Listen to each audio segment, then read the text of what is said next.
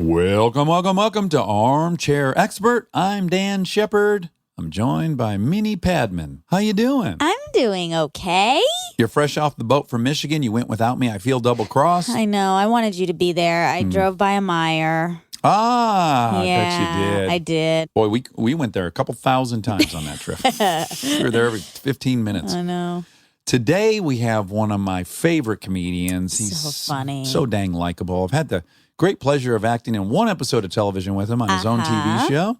Of course, he's also partners with our heartthrob, McElhenney. Robert. Charlie Day. He's an actor, a screenwriter, a producer, and a director. He, of course, is in and created It's Always Sunny in Philadelphia. He's in the Lego Movie, a couple of those Horrible Bosses films, Pacific Rim, and Fist Fight with Ice Cube. Mm-hmm. He's got a new movie that he wrote, directed, and starred in called El Tonto, which will be released shortly. At some point, it will be released, and you should see it. Look for it, El Tonto. So please enjoy the ever-entertaining and interesting Charlie Day. We get support from Quince.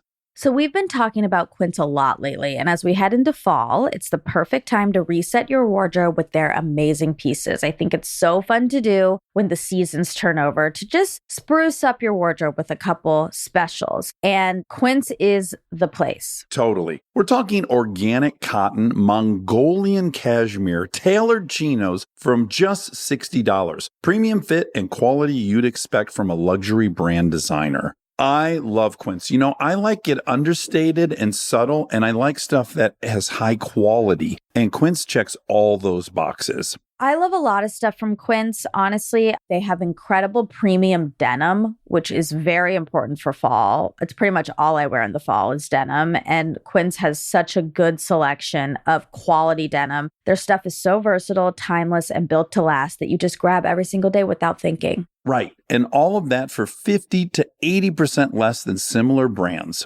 They go direct to ethical factories, cut out the middlemen, so you get all that quality without overpaying for it. We love that. And they do way more than clothes. They have bedding, cookware, bath essentials, travel must-haves, same deal, and great quality. Upgrade your everyday. Download the Quince app for app-exclusive offers or go to quince.com/Dax. Get free shipping on your order and 365-day returns. Now available in Canada and the UK too. That's QUINCE.com/Dax. We are supported by Walden University. You know that feeling when you've been thinking about making a move, going after the degree, the promotion, the thing you keep telling yourself you'll get to someday? Walden University is built for that moment. For over 50 years, Walden has helped working professionals get the W, the knowledge, the skills, and the confidence to create real change in their careers and communities. Their programs are designed around your life, not the other way around. With Tempo Learning available in select programs, there are no rigid schedules or set weekly deadlines. You move at your own pace. And Walden's faculty aren't just academics. They're practitioners who bring real-world experience into everything they teach. From your first class to career coaching and beyond, Walden is your partner the whole way. Take the first step and learn at a pace that works for you. Visit waldenu.edu. Walden University. Set a course for change. Certified to operate by Chev. He's an armchair expert. He's an armchair expert. He's an armchair expert. I'm going to take my hat off because it's a sort of a warm hat for a hot day. Mm-hmm. That was a mistake. So, Charlie, you're Bring one of it the, I along. think, one of the few guests. In fact, we had our first guest that walked over. In fact, Friday, weirdly, he walked and got lost, and then we had to find him. Good for him for getting lost. In this day and age of technology, too. It takes a special kind of defiance to not... It's impossible to get lost now, right? It really is. You have to make a decision to get lost. Yeah. Yeah. I even thought about that, too, walking down here. I was like, maybe I'll walk with no phone. Yeah, I saw on the map where you are. I know where I live. Yeah. So I'm like, this will be easy. And then I thought, no, that's too... It's I risky. can't do it. Yeah. I can't do it. The big earthquake hits. I don't have my phone. Yeah, you're absolutely right. You might witness a crime. Yeah, there you go. Have you witnessed any crime in our neighborhood? I'm not, but I am super non-observant. So Okay. Oh no, that's not true. I got woken up one morning. It's like 4 a.m. and I'm hearing screams, the type of screams I've not heard before, where Uh-oh. I'm like, that's a murder. That's what a murder sounds like. Right. You know, like, oh my God, help me shit. Oh, wow. Yeah. And so I have a baseball bat in my room, which I just grabbed. Sure. To protect your family. Yeah. I also have 3 shotguns, but I grabbed the baseball. Of course. Yeah. And I'm like, I'm going out there. And my wife's like, hang on a second. Don't be crazy. You Right. don't know what it is. You know, I'm like, all right. You're right. I mean, I wouldn't even know what direction to run. I'm just going to run around the neighborhood in my pajamas with a baseball bat because someone's screaming, help me. That doesn't make sense. So then we kept listening to the fight, and it became clear the fighting went from someone's being murdered to someone has been disgraced, where all of a sudden it was like, and all that over your nails. I'm like, all right, Oh, this has wow. something to do Okay. with a fingernail dispute. Sure. And There's then a million of those. and then we kind of catch a peek of them from our window. It was a pimp and hoe situation. Oh, it was. Yeah, Oh, up in the hill. What the fuck were they doing up in the hills? I don't know. Some expensive John, I think I called them. Oh, up. you They think kicked them out of the house. leaving the house? Leaving the house. And there was a Okay. big dispute. At one point, you know those little neighborhood patrol cars that are all around here? Yeah, the little yellow numbers. Yeah, caught up to them. I was having a conversation, and you could hear the guy say, "What's your name?" And the woman says, "Carla." And then the pimp says, "Not really, though." And then I think she had to kind of switch gears and be like, "All right, it's Frederick." Something like that.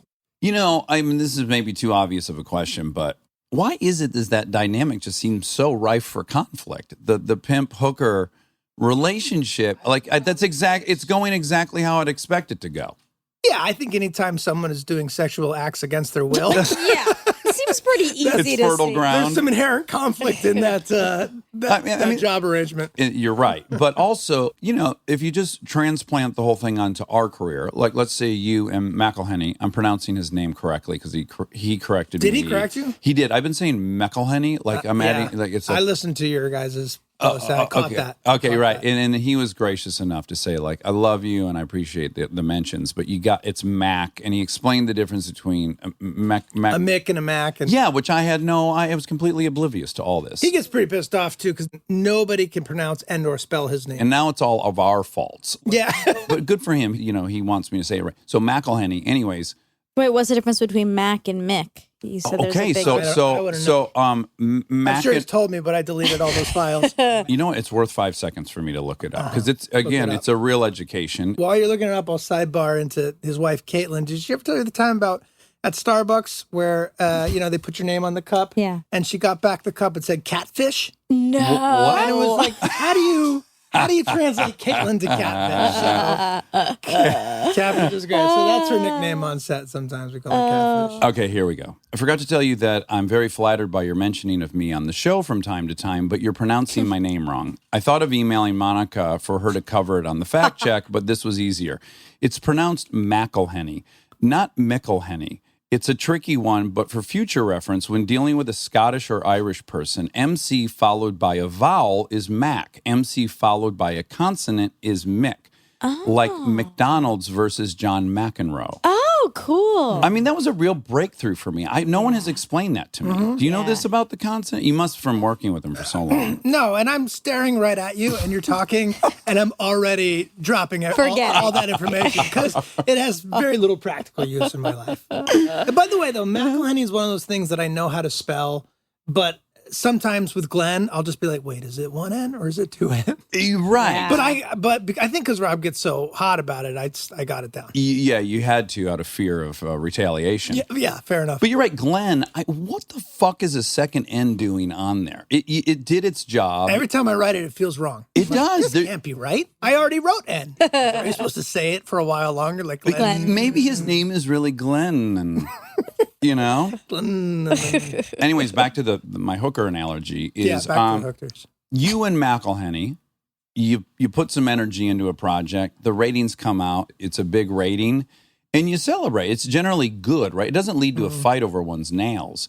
So if the proposed business is go to a house, perform a sexual act, get paid, and split, I feel like they should be in a celebratory phase. The ugly work's over, the backbreaking work's over, and now they got the money, and you would think the spirits would be high. Well, like with Rob and I, like with Sonny, we're splitting our money kind of evenly. I'm not quite sure that the pimp and prostitute. Great Yeah. point. You know, I think there's some tension there. And are you guys hurting each other violently and physically? No. Okay, no, yeah. So not that's so one much. big difference. You don't call Rob Psychologically, daddy. no. Is he the pimp? I think I'm the pimp. Okay, you're the pimp. Yeah. Again, I just know him longer, and, Yeah. and one of the things I admire about him is his rigid core. He knows his direction, and he's kind of impervious to outside input. I literally admire this about him. Like if someone makes a bad joke in front of him, he has no compulsion to fake laugh.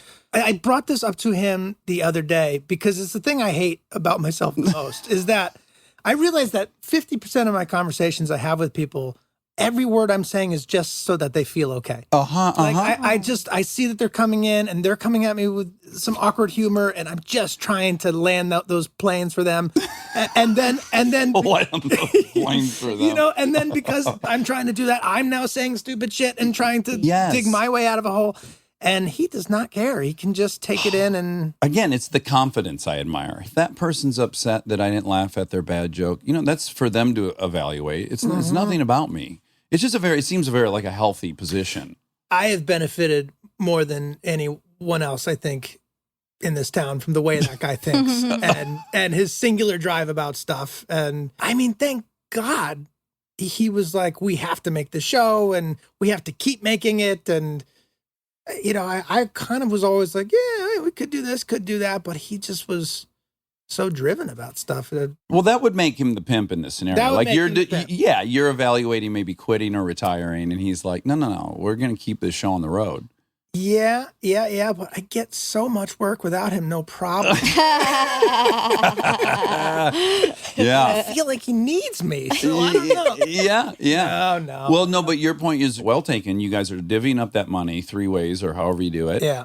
And the pimp is definitely getting like 99% of that and paying for some expenses. But again, why is he mad? Why is he mad? It sounds like in this thing you observed, he was hot under the collar about the nails.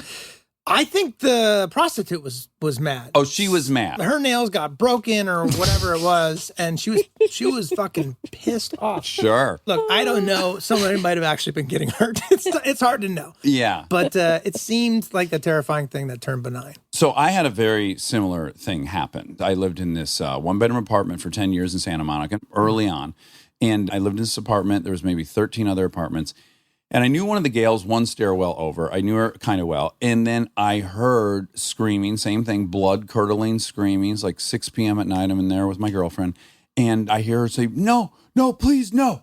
And I just hear, you fucking cunt. And then I hear furniture smashing. So I'm thinking, she might be getting killed. So I left. I ran up the stairwell, and I'm yelling as I go up, I'm calling the cops. Like I'm trying to give a lot of warning, like back off, whatever's going on. And I get to the top of the stairwell and I knock at the door and she opens the door. And right as I see her, I see this guy running at me, and he is big and he looks like an English soccer hooligan, like shaved head, 220, 6'2", and he's in a full sprint at me. He comes into the landing. We kind of lock up. He throws me into this fire extinguisher thing. The glass breaks. And all I'm thinking the whole time is, oh, my God, we're going to tumble down the stairway. You know, we're getting each other in holds and we're going to fall down the stairway. And then in that time, she shut the door and locked it. And now I'm like, my job's over. So I'm trying to get extracted from this. I break free. I run down the steps. And he's just standing at the top steps and he starts knocking on the door. Blah, blah, blah. I'm like, dude, the cops are on their way, blah, blah. Walk back to my stairwell, and he now walks down, and then he crosses, and my girlfriend Bree's on the phone with the police, and as he walks by, he goes, you wouldn't understand, she's a fucking cunt, and then just walked off into the streets. It was I call it a blind date with violence. Like I just knocked on the Yeah, door. dabble. God knows what's on the other side. You know, you're lucky you didn't get shot, though. It's funny, not to go too much into the Rob stuff, but I was listening to you guys' podcast and you're talking so much about that attraction to violence, really. Yes, masculinity and violence and defining yourself. Yeah, that it's a way. great conversation. But, you know, I had a friend of mine's father in Rhode Island. He's a carpenter, he's a Portuguese guy, he's tough as nails, greatest guy on the planet. We all looked up to him. Scary dad, though. You know, the kind of dad that was a little bit scary. Sure. And we had a run-in with some kids once where basically like a windshield of a car got smashed and a BB gun got pulled on somebody. And there was a whole sort of fiasco and the parents got involved. And What age? I was probably 16, which means my buddies were 15, which means the youngest guy in the car was probably 14 or 13. Okay, great. So, but my buddy's dad put it really great. You know, all the parents had talks with us about, you can't be doing this, you can't be doing that. And I had to pay for the windshield because it was my dad's car, which cost me $499.40. I was painting houses all summer. Trying to That's a make big hit at 16. Yeah. $500. Oh, yeah. Ooh. 1985 Honda Accord. But Peach Pettit pulls us in the room and just looks at us and he goes, you don't pull a BB gun on a guy because he could have a real fucking gun. And he's just screaming at us. But then it kind of hit me from then on. I was like, right, what fucking business do I think I have getting in any kind of scuffle with anybody? Not that I should anyway, because I'm like 3 feet tall, but like, what if a guy's got a gun? And it's completely crazy. You're 100% right, and Rob and I are 100% wrong. The utopia that I would dream of has no one in it swinging at anyone. So I just recognize it's completely guerrilla behavior. It's fucking stupid, no way to handle anything. Yeah. And also, to your point, this really occurred to us watching Wild Wild Country. Did you see that documentary about the Rajneeshis in Oregon? So, it starts out so simple. They just want to go, like, whatever, dance and frolic naked. And then just the way that the battle escalates with the town. And then it gets to a county level. And then it gets to a state level. And now there's a fucking hotel being bombed. And there's a food court being poisoned. And I was just watching that going like, oh, right, in life, you kind of have a choice to either escalate or de-escalate. There's really no neutral position to take on it. It's like either you can actively kind of try to deflate everything, or you can go up, ratchet it up, and then they'll ratchet it up, and it's kind of endless. So I see the futility in it, for But sure. even if you're trying to deflate something, like in the case where you hear the screaming and you go upstairs, like this guy could be like, oh, I'm going to shoot my wife. Oh, I just shot her. Great. Now she's dead. And this guy opens the door. Well, now I got a witness. I got to shoot this guy too. Yeah. That's right. Now, I will say if I had heard a gunshot, I probably would You have would've turned around and All right, good. told Bree nothing's going on. Yeah, you're like, I'm calling the police. I'm calling the police. I'm calling them from a distance. I'm not calling them. I'm in my car driving away. Okay, so you just mentioned Rhode Island. You were born in the Bronx. I was. And what age did you guys relocate to Rhode Island? Oh, super young. I think Okay. I was 2. So you're a Rhode Islander or whatever Yeah. you call it. Why is it RHODES and not ROAD? Is it an English thing? Is like Rhodes Scholar? Is it connected to that? Why is it Rhode Island, but it's... It's something I should absolutely know, and most certainly was taught. But you know, I've thought about this too. Listening to your podcast, I'm like, man, I think I'm going to be the worst guest ever because I can't No. remember anything. No. I don't remember a thing. My wife was one of our best guests, and she does not remember yesterday. We have taken full vacations for 10 days. She Yeah. doesn't know we've been to that state. Yeah, I have All that the same time. dilemma. You do. Okay. Living in the now, man. Good for you. I think it's a good way to be. You certainly have an aura of happiness that I don't know if the whole thing's a facade, but you've always impressed me. Yeah, I don't know. I think look, I wouldn't say I'm overly happy or psychotically happy.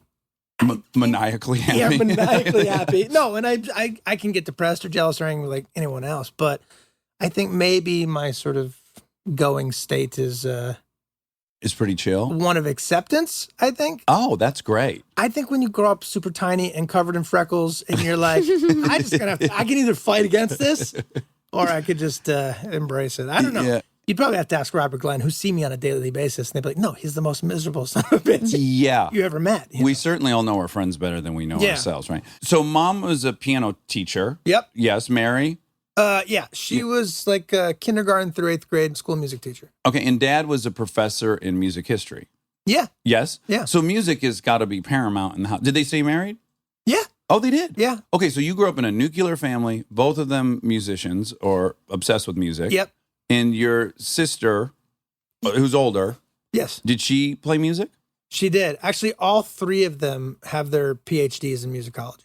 Oh, you're kidding. So, yeah, my parents met in grad school at Columbia where they were getting their doctorates in music. Wow. So super kind of whatever word you guys were looking at before, eduphiles or whatever. Oh, yeah. Uniphiles? Yeah, uniphiles. Yeah. We include Columbia in the Unifile. Sure. Oh, yeah. Good school. And then my sister got her degree as well too. But yeah, they're all big, smart music family. And I just didn't want to go into it because I was like, you guys, we have no money. Oh, There's no what life is this? right. I want the sneakers my buddies Yeah, have. I can listen to the same albums in a nicer house. Yeah. It wasn't really. It was more like they know everything about Beethoven and Classical that stuff. kind of stuff. Than Yeah, what was being played in the household? nothing. Rip. Nothing. We didn't even have a car radio. So when they bought that Honda Accord that I later smashed the windshield, they opted for no radio. So the Radio delete option. They Yeah. saved $190. They saved $190. So there was a little like plastic plate there that said Honda. The only reason this makes sense to me is that I'm going to guess that in your household, you're a comedian. You're by trade, you're a comedian. I doubt you watch much comedy on TV. No, it's true. I don't watch a ton of comedy. I mean, Yeah, because you make it. yeah, because you make it, and Yeah. you're just. If you make sausage, you probably don't eat a ton of sausage, maybe. No, I don't. Do you guys don't really? Eat No, it? very No. little. In fact, it has to be more of a serialized emotional story. Sure. Packaged as a comedy. Master of None. Like, I love that. Yeah. Watch that. Fleabag. Have you watched Fleabag? No, my wife watched it, and I gotta watch it. But It's what happens is, and you have this unbelievable. with Kristen, if your wife goes off and watches something without you, then I'm like, well, when am I supposed to watch it? Yeah, totally. Because we watch stuff together. Yeah, you get an hour and a half a night together, right, to maintain this whole thing. I'll tell you what I did watch and was blown away by was Pen 15. We haven't watched. Oh. I haven't watched that yet, but I would really like to. I heard it's I was unbelievable. blown away by it, and I kind of went in like all things I go into a little bit like, what is this going to be? Little cynical. Yeah. Little cynical, Sure. and then you're watching it for the first 10 minutes, and the girls are playing. They're older, and you're like, okay, that's sort of like a gimmick. Yeah. The gimmick wears off immediately, and then you're completely caught up in their lives, and it's both hysterical, but then it's. I don't know why I'm here plugging Pen. No, you should. Yeah. I wrote them both like on Instagram to be like this, and I never do that. Oh, you don't? I never have done great. that. I probably should, but I never do. Uh-huh. Just be like, this is you guys well done. Yeah. And did they respond? They did, and I felt like a junior high school kid myself, having passed a note to a girl like, what did I do? No, What I have I love done? I'm that. exposed. I've had that's so so many nice. good experiences doing that. I think I'm going to start doing. I it almost every more, time I yeah. like something, I try to like say something publicly about it, and then I do always try to send it to the people who made it, and then I'd say half the time they've responded in kind. That's great. Yeah, I like it. But the one person who did that to me, and now you don't want to say his name out loud in public though, but was Louis C.K. Yeah, he sent me a really nice email after watching Pacific Rim, I think. Oh, really? Yeah, just like the nicest email, not asking her for anything. Yeah. I don't know if his pants were on when he was typing it. Yeah. How could you know? Okay, but back to Rhode Island. So you had to play, right? You learned to play violin at 3? No. That's a bullshit. That's bullshit. Okay. Yeah, I mean, I did have lessons. I think at 3. I think at 3 or 4, they put a violin in my hand, and then they were like, "Nope, that's not gonna work." I think they made a couple ambitious moves, like trying to start me early on that. I started school pretty young, so I ended up repeating the 2nd grade. Because you have an early birthday or something, or I a have late a birthday? February birthday, so I'm not even. That makes like, no sense. Yeah, I'm not even. You should have on been the oldest kid in your class. Exactly. You should be in the NHL. Yeah. Yeah, I was like 3 in kindergarten or something. What? 4 in geez. kindergarten, Oh, 5 in geez. 1st grade. So I repeated the 2nd grade, which I think had a psychological traumatic effect on me. Did But it? For real? I think so. Yeah, well, because you're humiliated in front of your peers, right? Or a little bit of the sense of like, oh, something is wrong with how I'm learning. And then I think you go into learning a little bit more trepidatiously after that. You're like, oh, something's up here, Yes. So if you even listen to 6 minutes of any episode of the podcast, you would have heard me say I was dyslexic and didn't learn Yeah. to read till 5th grade. I still have a chip on my shoulder about it. Yeah, and so do I. And it's funny because I listen to the podcast and I'm like, you're incredibly smart, but Well, thank you, but Einstein could come up from the grave and go, "You're fine. You're smart. Stop right. proving it to everyone." And I Yeah. still would be like, "No." I have the same problem. And I think it's having, 2 parents who are so highly educated and, I think I did struggle in school a little bit at times.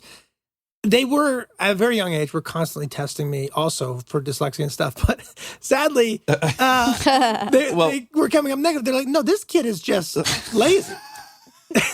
we got the This kid, the lab results Yeah, back, and yeah, it came back positive for laziness. yeah, this kid, there's nothing wrong with him. He just really is sort of anti-learning. I think I was just a big daydreamer, and still am. I think that's I have my head in the clouds always. Well, and then this what could be a chip on your shoulder. It's compounded by the career you've staked out for yourself, like me as well. I have also specialized in playing dipshits. Yeah, well, I feel comfortable there because I think that's the psychological thing of like, well, and I've also played smart characters, but I do feel very comfortable sort of satirizing it. You know, Yes. leaning into it. And also, there's no humiliation in being called out on not actually being dumb, right? So if you're playing a stupid character and then people say, wait a second, he's pretty smart. He's actually writing all this shit. You're right. You're fine. But if you're playing like a scientist and everyone says, yeah, you know, he got like a How's he? 250 on his SATs, then there's some humiliation there. But I don't know. I'm over it. I think I used to feel that way. I think I've even seen in real life someone go on a talk show to promote a movie where they're basically playing a genius, and quickly into the talk show, you're like, oh, this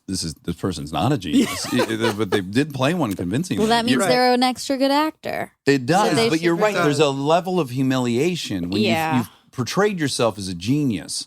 Well, also, yeah, this business is crazy, and we're all guilty of it. Don't you think, to some degree, like if you think of Leonard Nimoy or someone, you're like, well, he's a super smart guy. Oh, 100%. I don't know. Is he? I mean, Well, probably, but probably not. He's just an actor. I'm sure you've met many of your idols at this point. Yeah, some. And I would just have to say, if I had to say the majority or the average, was that they were not at all what I was expecting. Really, you think? I think very few people have delivered for me. I've met so many of my comedic heroes, and they are so depressed and dark and not fun and miserable. Well, and they're on that's top of the world. Yeah, you know what, comedians, that's true. I never really wanted to be a comedian either. You didn't? It's a dark group. Well, that You know? kind of became obvious to me when I looked at what you did, which is interesting because I would not have, when I think of you, I would not go like, oh, I bet he did Summer Stock or whatever the thing is in yeah, Massachusetts. yeah. What is it called? Yeah, the Williamstown theory. Yeah, that's a pretty kind of, not to be like say hoity-toity, but it's kind of like an elevated, you know.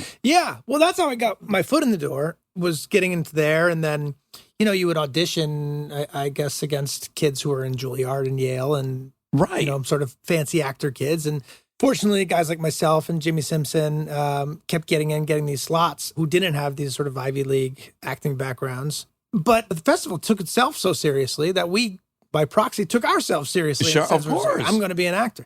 But at the same time, I was like, but please give me a commercial slinging cereal. Like, I'll take anything. you Yes. know? But I couldn't get arrested in comedy. And I remember auditioning for, I think it was the movie Eurotrip. Do you remember Eurotrip? Mhm, yes, I do. absolutely.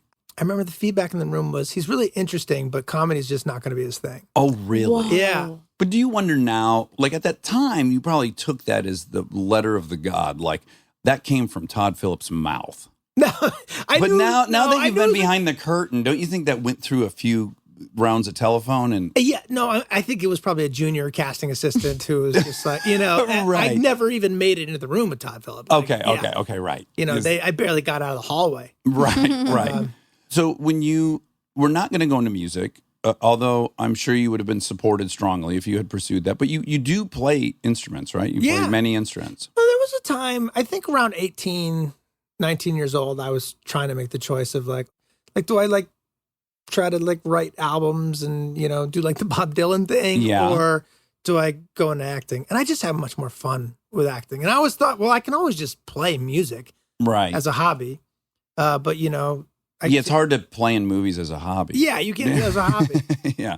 But I don't know that I knew exactly what I wanted to do until I got to Williamstown, which was when I was starting to really think, okay, acting could be fun. And then seeing all the people there that weren't famous, like there were a lot of great famous, both Broadway and Hollywood actors that came through, but there were a lot of guys who were just sort of working equity actors. Uh-huh. And I thought, oh, this guy's making a living doing this, Yeah. and he's not that good. Right. Yeah. That's, by the way, it's counterintuitive, but one of the most helpful things you can see is someone succeeding at the thing you want to do that's not good at the thing. Oh, I find that way more empowering absolutely. than watching Leonardo DiCaprio at 12 being What's Eating Gilbert Grape. I'm like, well, I can't do that. Yeah, that shuts you down because you're like, I'm also 12 and he's way ahead. Yes. And there's no catching up. No. There's ever. no catching up. Yeah. Ever. And my face is never going to get there too. No? I'm like, you know what? Like, No matter what happens, the genetics are not on my side. No one's ever going to look at either of us and go, is that a beautiful woman or a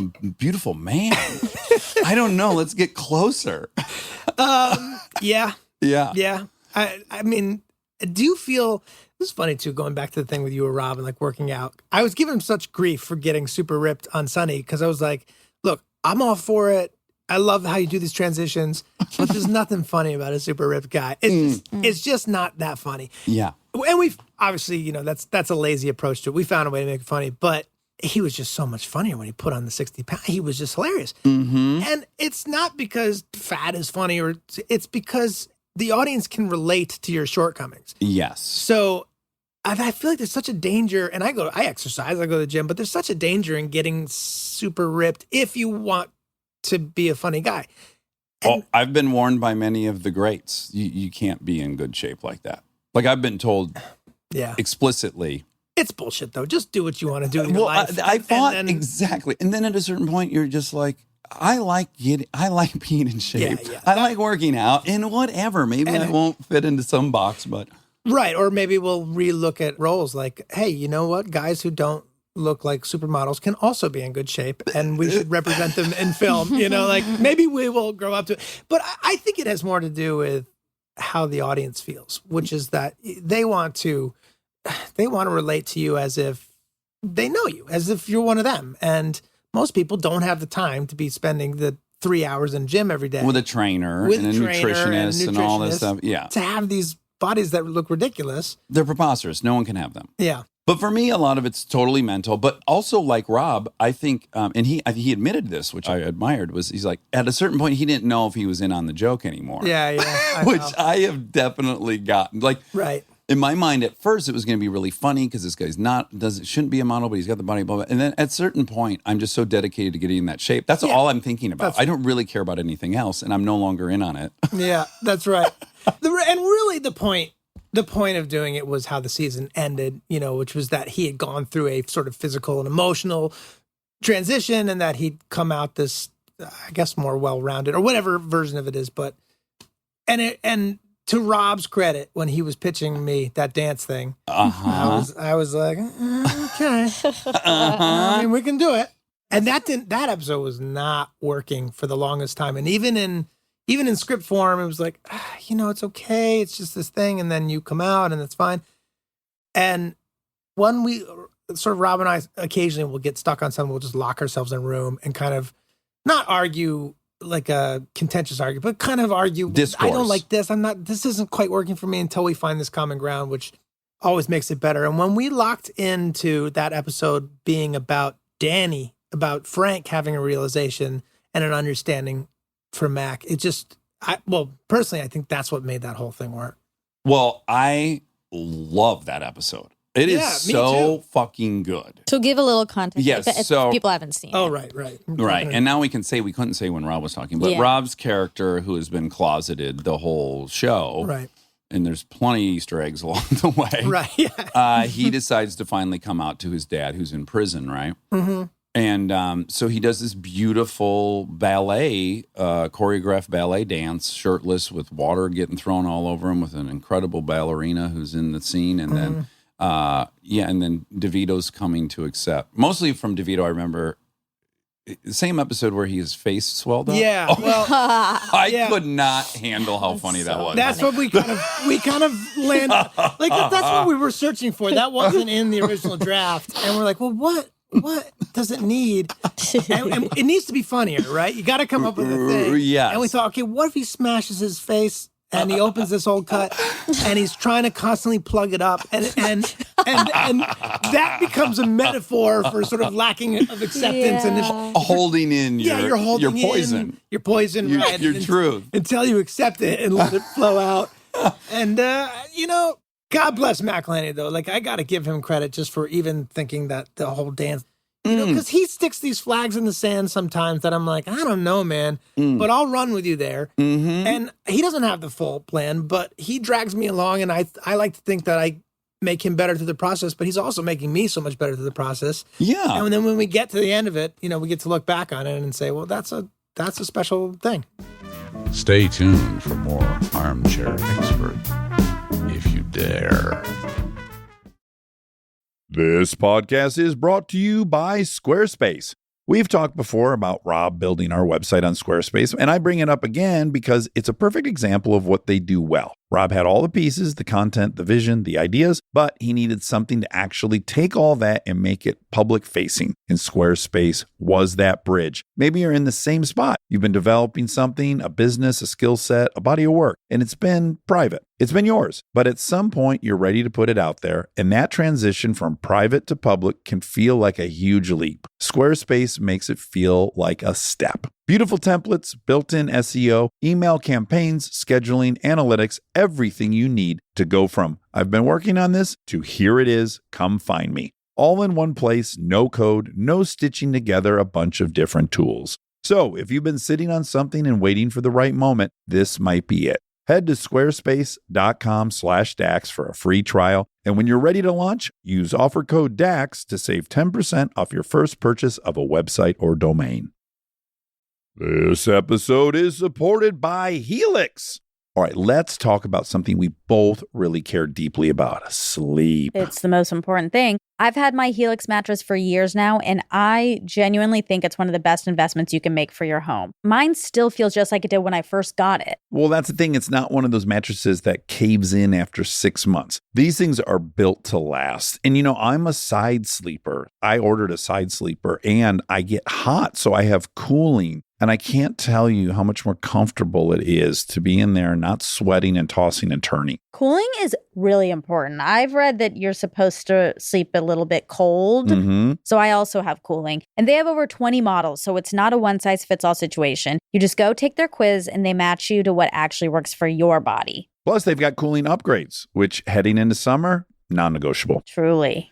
Go to helixsleep.com/armchair for 20% off. That's helixsleep.com/armchair for 20% off. Make sure you enter our show name after checkout so they know we sent you. helixsleep.com/armchair. Thank you to our presenting sponsor, HP, for supporting this episode.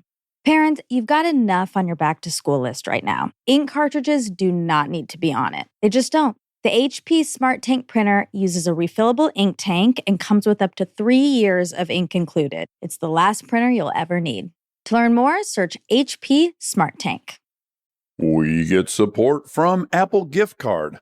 Back to school is here, and for many, that means some big life transitions. Whether they are heading into a new grade or setting up a dorm for the first time, you want to give them something that actually supports their growth and success. Apple Gift Card is a versatile solution because it takes the guesswork out of gifting. It's not just about a new pair of AirPods for focus. It's about giving them the invaluable chance to choose the digital tools and subscriptions that suit their unique journey. They can use it for productivity apps on the App Store, movie nights on Apple TV, or extra iCloud storage for all those new memories. With Apple Gift Card, it's so empowering to give the students their freedom to allocate their own resources. Celebrate their new academic chapter. Visit applegiftcard.apple.com to celebrate their milestones and gift one today.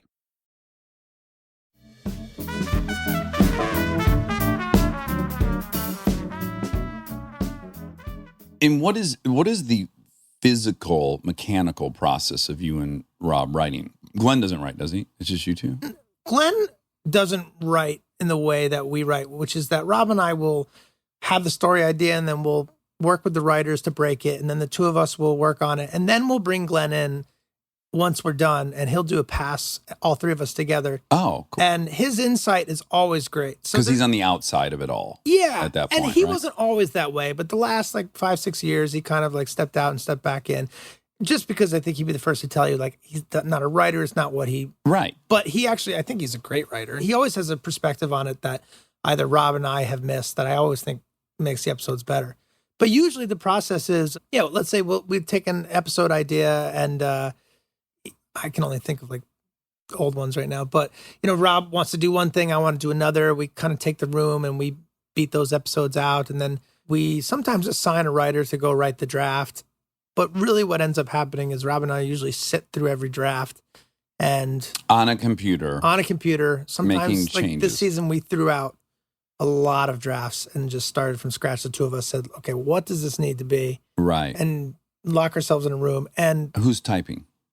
We take turns. You do? Yeah. Okay. Yeah. And you We split the typing. okay? And you've written a bunch of other things. Yeah. And do you prefer to write with somebody? I prefer to write with somebody, only because I get stuck on my own. And, Right. You know, also because it's just lonely to write on your own. Yeah, it's miserable. The doing is the life, not the product. You know, so Right. So that you know, when you're writing with someone, that process is good. But I like to write with someone for a while and then be left alone to write for myself for a few hours, then come back and write some more. I don't know. Every single one's different. Right. Okay, so really quick, back to you go to college and then you got into acting then. And then did you move to New York? Is that what you did? Uh-huh. Right when you graduated? Yeah, just went straight there. And you were on an episode of Law and Order. I did get on an episode of Law and Order. Yeah, And wasn't Rob also on an episode of Law and Order? he was. I just think it's a weird thing to have in common. Yeah.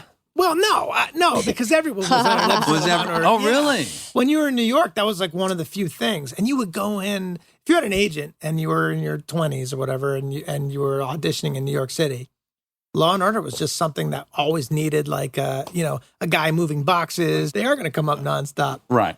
I remember actually going in for commercials too, and I remember being in a with the Verizon. You know the guy who does the Verizon thing? Yeah. remember- Can you hear me now? Yeah, I remember being with him when he had just got that, and he was like, "I just got a call that like just got a call Oh, wow. that I got in this Verizon commercial. It's going to be a big campaign." And I remember thinking, "Man, I don't want to do that," because I had this sort of like mindset of like, well, I mean, I got to do some commercials to make the money, but I don't want to be stuck as like the Verizon guy. Yes. But I'm sure he doesn't give a shit. He did great on that. I did a direct TV commercial, I think, a few years ago, and it was the greatest thing. I worked for like a week.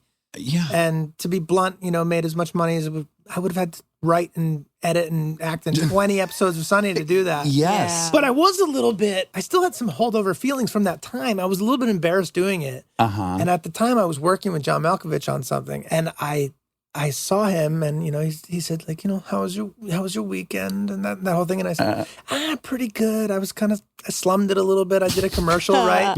And he looks at me and he kind of nods. He goes, And so I asked him, I said, have you ever done any commercials? And he looks at me again and he goes, I've done hundreds of them. And I told him that I like sold my soul, and he goes, you don't sell your soul, you rent it. I'm like, all right, that's great. And that I feel like he gave me like a blank check, because to me that he was like, that's what an actor's actor is. Yeah. You Yes. step him off the whole thing. I idolize the guy; he's the greatest. So he just gave me a blank check to really The reins were off. pour myself out. It was great. I don't know when and how it changed, but it did change. Now it's Well, totally Brad fine. Pitt was in that Heineken commercial. I'll never forget that. I'm like, wow, Brad. It must have been. fucking Pitt. Thank you, Brad. Thank you, Brad. Yes, you opened You up the kicked down the doors for those of For us us who to could make the- use the easy additional money. income. We could use the easy money. So you guys were kind of put on a blind date, right? You were arranged to meet each other, you, Glenn, and Rob. You know what? I met Rob on an airplane. We were both being flown out to test for a pilot. So it was like a Fox pilot. I think it was called Mather House or Mather House Rule. No, Mather House. And it was like college kids in college, or whatever the plot was. I'm trying to get laid, I would imagine. Yeah, trying to get laid, whatever it is. Yeah. And Rob and I were both testing for the same role. Oh, really? Yeah, I think of like the crazy college guy. And I was like, I got this, dude. He ain't gonna get it over me. But we just like, said hi on the plane. I think he gave me a lift to the audition. I was such a bum and a mooch. I was like, hey man, can you give me a ride to the, he like rented a car and shit. I'm like, oh, nice, man. Good. You mind giving me a lift You over there? rented a car. Yeah.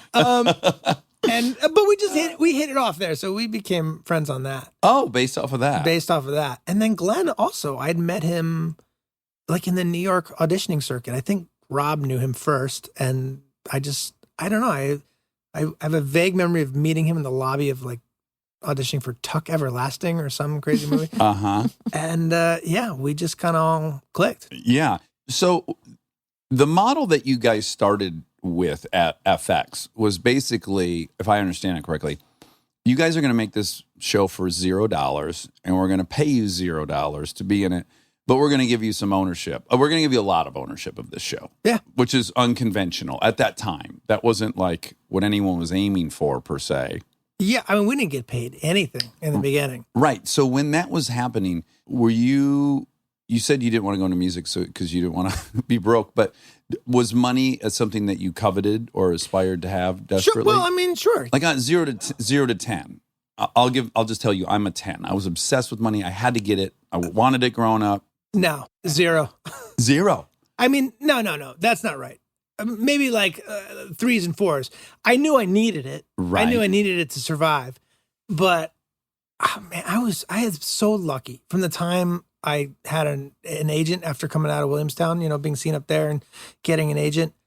I worked. I did commercials. I was the voice of the independent film channel. So anytime you heard like coming up next on IFC. Oh, and yeah. I would get these fucking checks from that thing. McElhenney hated me because he was still waiting tables, and he would come to my apartment, which, by the way, was on this street. It was? Yeah, I lived with Jimmy Simpson, the actor. Uh-huh. That's where we shot the pilot of Sonny. The no original home shit. movie one. I actually was walking down here thinking of a funny story from that place where I one time went into the elevator was such a sketchy thing where the light's always flickering. It's like janky elevator. And the door opens. There's a guy in there holding a hacksaw. His glasses are like half off because they're missing one of the arms. He's breathing heavy. He's got a wife beater and like a hairy like ape body. And he goes, "Get in." And like a lamb to the slaughter, I step into the elevator and watch as the doors shut me and just wait for this 300-pound man to just hack me to pieces. And instead, what he does is he goes, "I'm the new superintendent of the building." I'm like, "Oh, thank God." And he goes, "I've noticed that you're in the Screen Actors Guild." What? I'm like, how did he notice? He's been reading he's been checking my mail. Yeah. I'm like, yeah, in the guild. And he's like, "I got a screenplay for you." Oh. And he gave me a screenplay, which was unreadable. I mean, he could barely form a sentence, never mind like a 3-act structure. But Sure. But anyway, that's a little sidebar, that great building down there. But I was so fortunate that between the commercials and the independent film channel, I was making money. Yeah. And I was the kind of guy that once, if I had $3,000 in the bank, I was like, I am the richest man alive. Uh-huh. So I always felt as though That's a these great were- disposition. yeah, I was never like striving for more. I just didn't want to lose it. So I wasn't blowing it on flat screen TVs. I was like, I have $3,000. I can live on this forever. Yes. The stupid thoughts like that. And then so Rob would come over and he would see my pile of IFC checks on my keyboard and he'd be like, "Come on, man, just go to the bank." I'm like, "I gotta walk all the way down to the bank to cash. I'll get around to I it." got plenty of time. I got $3,000 to live off of. Yeah, so I wasn't driven by money. I was driven by wanting to be someone great, make something great, make great things, Yeah. be someone that someone said, "Oh, now that's a great actor or that's a great writer." That's what drove me. Which sadly, I think, is I just desperately wanted someone to love and approve me, like all actors. But Yeah, of course. Well, all humans. and then later it became money when I actually started to make money, where I was like, "Oh, now money's good." Right. Also, if you would have knocked on my door and said, "I'll buy this whole dream from you," You would have done for it? $4 million. I wouldn't have done it. At 28, I still hadn't made a dime acting and been trying for 10 years. I would have been like, yeah, I should probably take that. Save money, I think. No way, really. Yeah, I don't know. I feel like maybe I would have. Yeah. See, I think if someone had said, "You'll be able to afford like a modest house and Mhm. decent living, but people will love your work everywhere," that would have. I would have taken that But- too. yeah. But I had zero. That's a pretty good deal. Yeah, it's a really good deal. So everything's set. You'll never have to worry about anything ever You're again. good. And everyone will love you. Oh, okay. Yeah, that's I'm what in. I'm going for. Do you feel like, looking back on your career, that mentality led you to do some jobs you wish you didn't do? I've done things for free because I thought they were going to be great, and they were fucking terrible. Sure. And I've done things for money that turned out to be great. So I actually don't think there's a whole lot to glean from it for me. I had a funny year last year where I did a few things like that, right? Where I did the commercial just for money, Mm-hmm. and it turned out to be fine. It was fun. I actually really loved the director on it. It was a lovely Yeah. guy. And it was quick and easy. I did a sort of more commercial movie that was, I wasn't thrilled with the script, but I was like, I'll just do this. I did the sequel to the Pacific Rim. Uh-huh. Which the first one was Guillermo del Toro. That's why I wanted to be in it. The second one, he wasn't in it. And I thought, Right. well, that's the whole thing. But I was like, I still love the character, and I like the story, and I Also, you've already done it once. And I did it once, and I was like, why not? And it was a great experience. I was in Australia with my family, and it was a great experience. And then I did Louis C.K.'s movie, which came out during all his sort of heat. And that was the one where I was like, oh, finally, like the awardsy crowd people are calling me up. Like I'm getting to work with John Malkovich and Edie Falco and Louis C.K., who I really admired. And, obviously that one turned out to be a disaster, not for me personally, but the movie itself. Did it never come out? I think they buried it. Because I'd done Louis' movie, I got to know Malkovich pretty well and Edie Falco. And I had asked them both if they would do this movie that I directed and wrote. And getting them in the movie, I think, really helped me secure the rest of the cast, because who doesn't want to be in the movie that Malkovich is in? I don't need to read your script. You just call me and you're like, so who's in? These are the folks in. And I'm like, yeah, great. And so weirdly, even Louis' movie was a good experience for me. I mean, removing myself from everything that went on with him. Yeah. It was still a good experience for me. So I learned, I don't know. What do I learn? What am I exactly? I don't know what to learn. Well, what I've learned is... Can someone just tell me what I need to learn and what I need to know? Write it down on a little piece of paper. And here's what I've deduced finally is the things that I hoped that succeeded. When they succeeded, the thing I thought that was coming next never came. And then the things I didn't want to do led to stuff that I ended up love doing. So what I've learned is that I have no barometer of what's good or bad for me to do. Mm-hmm. I think there's like a certain, I don't know if it's a pressure or something that's attributed to us as performers, as if we have some sort of crystal ball to know how this piece of paper is going to, turn out, how it's going to be received in the world, whether or not anyone involved has a personal scandal in their life. That's like, how on earth are any of us supposed to... What 30-second commercial will they make? Exactly. But the reality is we really just have one job to do, which is to do our work as best we can, as responsibly as we can, and the rest of it is completely out of our control. But it's very hard emotionally and psychologically because it's your name, it's your face. Yeah. You're being out there in the world and someone's saying... your ego. Yeah, like Dax Shepard. Charlie Day is the worst actor. You read that and you're like, oh, is it true? Like you can't remove yourself unless you're psychotic from a statement like that. So right. It's difficult, but there's no way for us to...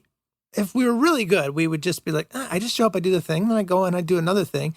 Doing the thing is the experience, and then whatever you guys make of it, that's up to you. Who you're doing it with, I think, most importantly. Like, who am I working with? Like, what is that collaboration going to be? Yes. And am I going to learn and grow from this? I don't care where it goes or what it does, because I have no control over it. Right. And again, I would argue on your deathbed, you're not going to be tallying up opening weekends. You're going to be thinking about the 3 months you made the movie.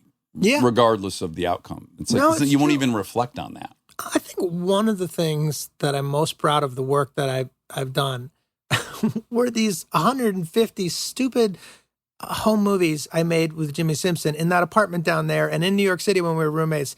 We would just run around with this. He had a VHS camera, and then after he did the movie Loser with Amy Heckerling, he had enough money to buy a little digital camera. And we would shoot these dumbass little things pre-YouTube, so we didn't put them anywhere. We weren't trying to get ahead with them. Right. We were trying to make each other laugh, and we were trying to learn sort of how we performed on camera. So you saw what your face did, and in the tragic case of my voice, what my voice did. And you learned, okay, this is what I look like, this is what I sound like, this is what works, this is what doesn't work. Yeah. But I had so much fun, and that was probably 2000, running around with that guy and my friends, making that stuff. It's why Robin Glenn came to me to say, hey, let's make It's Always Sunny, because you make stuff. Let's make stuff together. Yeah. It's kind of the purest thing. And then you wish you could make your feature films that same way, with that level of control. Yeah, in a bubble. You don't have to get the rights to any of the music. Yeah. Oh, that's the killer part. Yeah, that's awful. So back to Sunny really quick. So you go into it. I can't imagine your expectations were crazy high financially. You were just doing it because you really wanted to make stuff. I just wanted an opportunity to really just to act. When FX said to us that you guys are going to run it, you're going to write it. I mean, I remember Rob writing, he was writing, I think, the episode where we get high on crack. And I was taking the episode where we go to abortion rally to pick up girls. And I wrote my version of that script on a yellow legal pad at the Astro Diner in Silver Lake. So like Dennis says this, and then under that line, and then later brought it to Rob where we typed it up. You know, I didn't even own a computer till season 2. Really? Wow. Yeah. You would always write by hand. I wasn't a really aspiring writer at all. Right. You know, I was just, I thought I was going to be, you know, Dustin Hoffman or somebody. I was like, I'm going to be this great actor. Right. That's all. And that's what I was working towards. Did it take you a while to own the lane you were in? Like to go, okay, I'm now comfortable doing this and I'm fine that I didn't do that? Or does that still nag at you? No, because I don't think I really see the difference. Yeah. You know, like, I mean, I think there is probably a big difference between It's Always Sunny in Philadelphia and The Graduate, but not to me. You know, like to me, we are making The Graduate over and over and over again, or we are making the great next work that will be passed down and passed around. And I think that's just naivete. I think I just was just happy to work. So, Right. and then, you know, The Horrible Bosses, I was thrilled to be in it. So it was just a great opportunity. Although, you know what? I almost passed on that movie, which would have been psychotic. Why? Because Ben Stiller was producing a movie called like Gone in 30 Seconds or something Oh, that Jesse Eisenberg did. right. And I remember I went in and I read with Aziz a couple times because he was playing the other role. And I think Ruben Fleischer was directing it. And I thought it was a great script. And I really wanted that. I mean, so I was very fortunate that I didn't get that part. And that you know, because Jesse was fine. He had a movie career. Right. I needed one. You know what Yes, I mean? yeah. And Gone in 30 Seconds kind of came and went, but Horrible Bosses was a hit. So Yeah.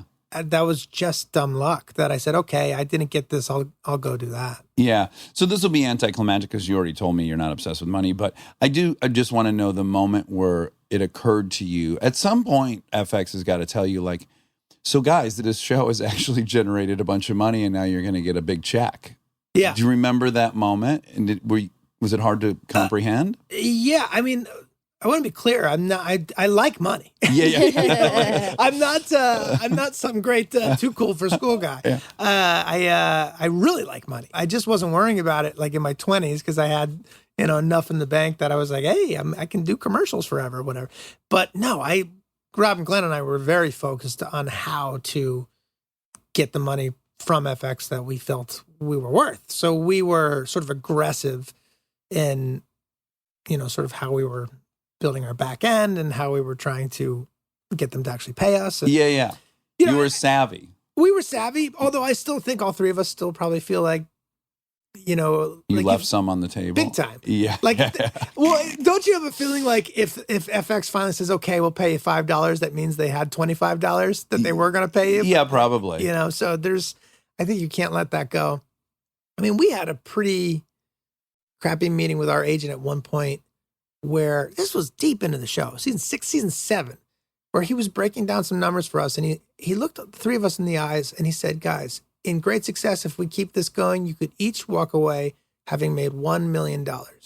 And I know, like, to a lot of people at home, that sounds like a lot. But in the TV world, But in the TV world, Yeah. and, if you're like, look, I've made the longest running sitcom in the history of television here. Yeah. It should be more than $1 million. Yeah, north of a million, More south than of a billion. Yeah, because Uncle Sam's taking half. I'm Sure.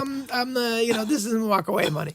Obviously, he said, you're crazy. We're going to make a lot more than that. I don't know what that guy was thinking in that meeting. Yeah. Did you guys fire him ultimately as an agent? Okay. No, I don't. To this day, I'm confused about it. But we had a moment where we sort of stuck our foot down and said, we got to make at least this to feel as though And we I haven't wasted our lives. Yes, I'm just saying there was a point where at least you got paid some significant thing. Was that just like, oh wow? That was Rob and I and Glenn with a whiteboard doing a lot of calculations and arguing with our representatives about it should be this and like, okay, then give us your packaging fee and all sorts of things. We were way ahead in the game, and that was the reason everyone's fired all the writers. Yeah, you guys were one of the first to go white wine earth. Are you guys getting a packaging? And by the way, I say we, but it's so Rob. I mean, look at me. Am I here talking about the packaging fee? Like I said, I'm like, no, I got a pile of checks on my You're keyboard. kind of certain the agent said $1 million. Well, you know what? I just think differently, and I think it's they want to break it down and look at the whiteboard, and I'm like, why are we doing this? Let's just pick the number that I could live if I never made another dime off of Sunny, but I made this. Yes. And let's say, okay, let's go that. And then when they say no, we'll say, well, we'll take half. Right. And, okay, a third then. That's fine. I guess the only thing I'm building up to is there is a point in your life where you move out of wherever you're living and you get to go buy a house that you would really, really want. And you get to have some real security. And that's a pretty profound, cool, rare experience and moment, right? It's a game changer. I had to get married to someone to get that. So well done. Well done. Doesn't matter how you get it. But when Horrible Bosses comes out and it's a huge hit, the other thing I would think you'd have to be conscious of managing is the three of you guys start out as completely anonymous, and you guys get varying credit for the show itself as it becomes successful. And then when one guy goes off and becomes a movie star, I have to imagine, even if everyone's healthy, you're in Coldplay and you're sharing all the revenue. Still, that's a new dynamic for everyone to deal with, isn't it? Yeah. Well, look, it's hard to know, I guess, when You're the person. you're the guy, like, people were cool about it. People were, look, the reason we've lasted as long as we've lasted is Rob and Glenn and Caitlin and Danny are all really good people. They have their feet on the ground. We fight all the time, but the fights are always about how can we make this show the best thing that it can be. And it's never been the sort of ego fights. And, we like, Rob and I got in an argument this year over something, but I realized, and I said to him after, like, do you realize that we're both upset about the same thing? Is that we're trying to figure out how to properly manage time, but we're just saying it in two completely different ways. Like a married couple, you realize you're having the same point of view and found a way to argue about it. But Yeah, right. but they were good about it. I don't know. Yeah. They were very, very. And you good didn't about it. have any kind of like guilt over it either. Like A little bit, maybe, Yeah. like a little concern of like, I hope no one holds this against me, but they didn't, or I certainly maybe I didn't go around lording it over anybody. And, Right. No, it was pretty easy. So they watched me get some movies and then not get movies. Was there a moment though when things were really going fantastic that you were like, I don't know that I want to have to carve out time for the show? Sure. Because this is a new adventure. Anything new is going to be fun. There's novelty in movies because you only do it for 3 months, and that's exciting. Because the one thing I just want to commend you all on is that, unlike many bands, you seem to have the wherewithal to go like, this is a very rare thing. This is a 1% of the time you get on a show that lasts even 7 seasons. And now that you guys are in 13 or 14 or 15 or something, to have the wherewithal to go like, no, let's not forget who brought us to the party, and let's keep this really magical thing alive, I think is really admirable. I think for me, it's hard to say. Maybe if all of a sudden Paul Thomas Anderson and Scorsese and the directors that I like love and admire, my phone was ringing off the hook, maybe I would have had to say to the guys, look, I really want to go work with these people and I got to go this direction and I can't keep doing the show. But they didn't call. Right. There was always time to do the show. I was lucky enough to do a few movies, but I would be able to like schedule it with the guys with the off season, and we would figure it out. Sometimes there was a year or two where I ducked out of editing, maybe a month early or something like that. But we just found a way to make it work, and that was to their credit too. Which if I had something pop up, they weren't like, "Screw you, man, we're doing this at this time." Yeah, that would have been the perfect time to make a logical case when really it was emotional. Like if I'm Rob or Glenn, like, well, no, we got to shoot at this day because we got to post it and then we got to deliver. Instead, really just going like, I feel abandoned by you. Yeah. I feel like you're picking something over this special thing we have. I think it probably was a two-way road. Like those guys were wonderful and generous enough to never make me feel that way. Mm-hmm. And I think I was a good enough person to always be available when you could be available. Yeah, to make sure that I wasn't just turning my nose up to all the hard work that we'd done. And the other part of it is I love the show. And to this day, I'm more proud of the show than any other thing. Yeah, pretty much. Yeah. I mean, I'm grateful to be in all those movies, but I don't like them as much as I like Sunny because it's my baby. It's like of course, with Rob and Glenn, but like I would also argue the accomplishment is quantifiably a bigger accomplishment. If you can do 100 plus episodes of something and keep it good. Yeah. That's Well, that's the other thing too. I mean, to bring it back to money a little bit, but that was still paying my bills more than anything else, which is that, because I own the show with the guys, there was more upside to, okay, so take 6-8 months, have total creative control of something. Yeah. Fans love you in the way that they really love you. They don't love you because, hey, I heard you have a great show, I love you. No, they love you because they watch the show. Otherwise, they don't know who the fuck you are. Yeah. Oh, I sent Rob a picture. I was at Islands, and there was a whole table full of like 6 people, 3 on each side, all wearing Sunny shirts. Oh, that's crazy. And they were just like rabid. That's all they were talking about. And I took a picture of them and sent it to him. Like, yeah, your guys' fans are real.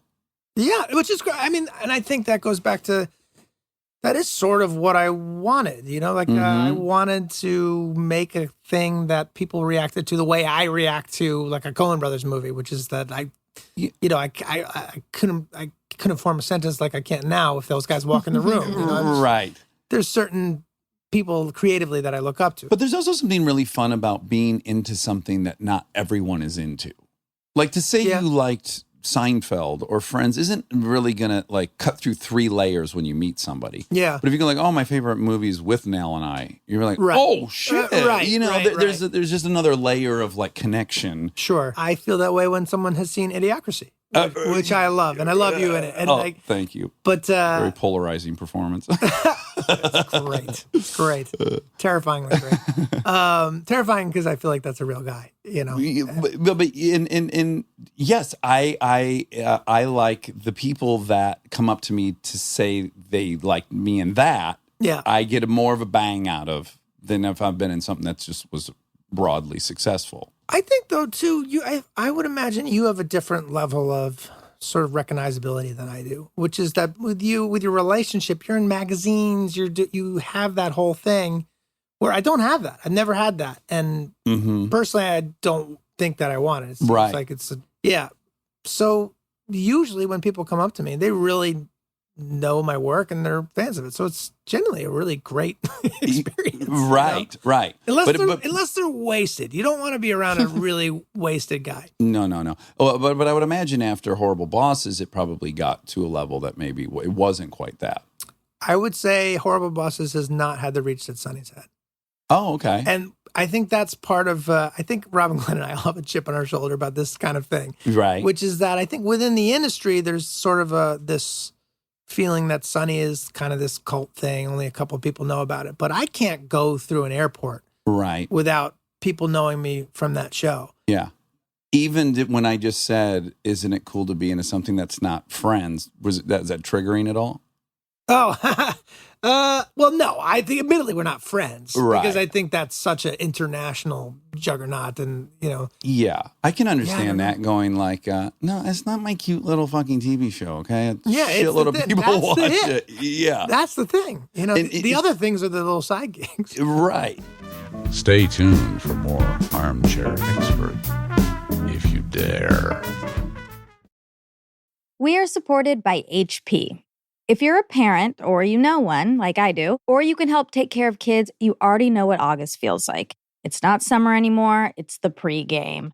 The supplies list, the forms, the "we need this printed by tomorrow" texts that come in at 9 p.m. And I say this as someone who's been on the receiving end of those texts in a former life. You're ready to help, and then the printer says no, out of ink, blinking at you, useless. It's such a small thing, but it will absolutely derail your night. So when I heard about the HP Smart Tank printer from HP, America's most trusted printer brand, I thought this is the kind of thing that actually makes life easier, not in a big flashy way, in a one less crisis way. Instead of those little cartridges that run out the second you need them, the HP Smart Tank uses refillable ink tanks, and it comes with up to 3 years of ink included. 3 years. That's 3 back-to-school seasons without the cartridge panic. HP can't fill out the forms for you, but they can make sure the printer is never the reason you're up past midnight. Search HP Smart Tank. This episode is brought to you by SoFi, the all-in-one finance app where you can bank, borrow, and invest all in one place. Let's talk bank accounts for a second. The average bank savings rate is 0.39% in interest. You're earning pennies on your savings, but it does not have to be that way. With SoFi high yield checking and savings, the money barely making moves sitting in your savings account can earn over 8 times the national average savings rate with eligible direct deposit. No account or overdraft fees, which feels rare these days. You can get your paycheck up to 2 days early, perfect for getting ahead of a bill or grabbing what you need right when you need it. Plus, get up to a $300 welcome bonus when you sign up with eligible direct deposit. Sign up for SoFi checking and savings at SoFi.com/armchair. SoFi checking and savings is offered through SoFi Bank N.A., member FDIC. Terms apply. We are supported by Auto Trader. All right, if you've been putting off car shopping because it sounds like a whole thing, buying your car online on Auto Trader makes it way easier, really. You can shop tons of cars online, compare prices, check financing and trade-in options, all from wherever you are. And if you want to start online and go to the dealership for a test drive, you can do that too, really. What I like is the flexibility. Start online, finish at the dealer, or the other way around. Your info stays with you, so you're not starting the process from scratch. Plus, you're working with local dealer listings, so you've got real people helping behind the scenes. And when you're ready, you can pick up your car or have it delivered. Really. Buy your car online on Auto Trader. Really. This episode is brought to you by ServiceNow. Look, I have my dream job. I get to talk to folks I admire like crazy and ask them virtually any question that I want to. I can't imagine a better way to spend my time. But even dream jobs have some not so dreamy parts, the stuff that gets in the way of the actual work. Now, that's where ServiceNow's AI specialists come in. They don't just tell you what you should do about your busy work. They actually do it, start to finish. Cases closed, requests handled, no extra work for you. So you and your team can focus on what matters most, which for me is, are they obsessed with male bodies on the same level as I am? They never are. To learn how to put AI to work for people, visit servicenow.com.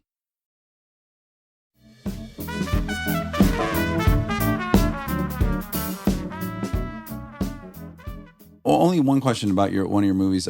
Ice Cube, couldn't have been a bigger fan of his in high school. Just knew every word to every song he ever wrote. Obsessed. Me too. That's a unique thing to share, I feel like. I didn't know really how to broach that with him. You know, or I was like, this is gonna make you feel really uncool, man. But this freckly little white kid in Rhode Island didn't have a car radio, so you had a boombox sitting in shotgun with your album in it. You know, no, I loved his music too. But no, Cube was the greatest. He was. Yeah, I mean, just incredibly professional and not overly friendly in a way that would be surprising. Like, oh, you're a super chatty guy. No, he's still Cube, and he's kind of keeping to himself. But right, that was a tough movie though for both of us because we shot that fight scene.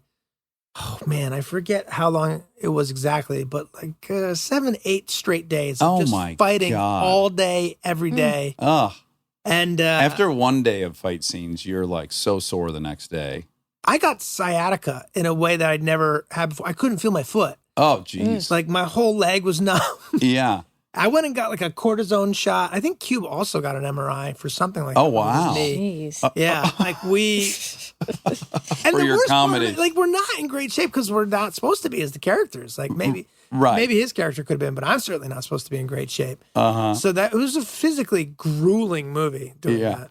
Well, I was one time doing press at ESPN, and I'm walking across the courtyard, and Ice Cube is walking by, and he is obviously promoting something. And I really gave him my A game, and I could not get anything going with him. Not one thing. I walked away going, boy, what conclusion can I draw from this? Did he know who you were? I don't know. He probably didn't know who you were. That would be probably the best of all options. He probably just thought you were a fan, and I think you went in there assuming you knew who. Sure. You know, he knew who you were. Yeah. He probably did not.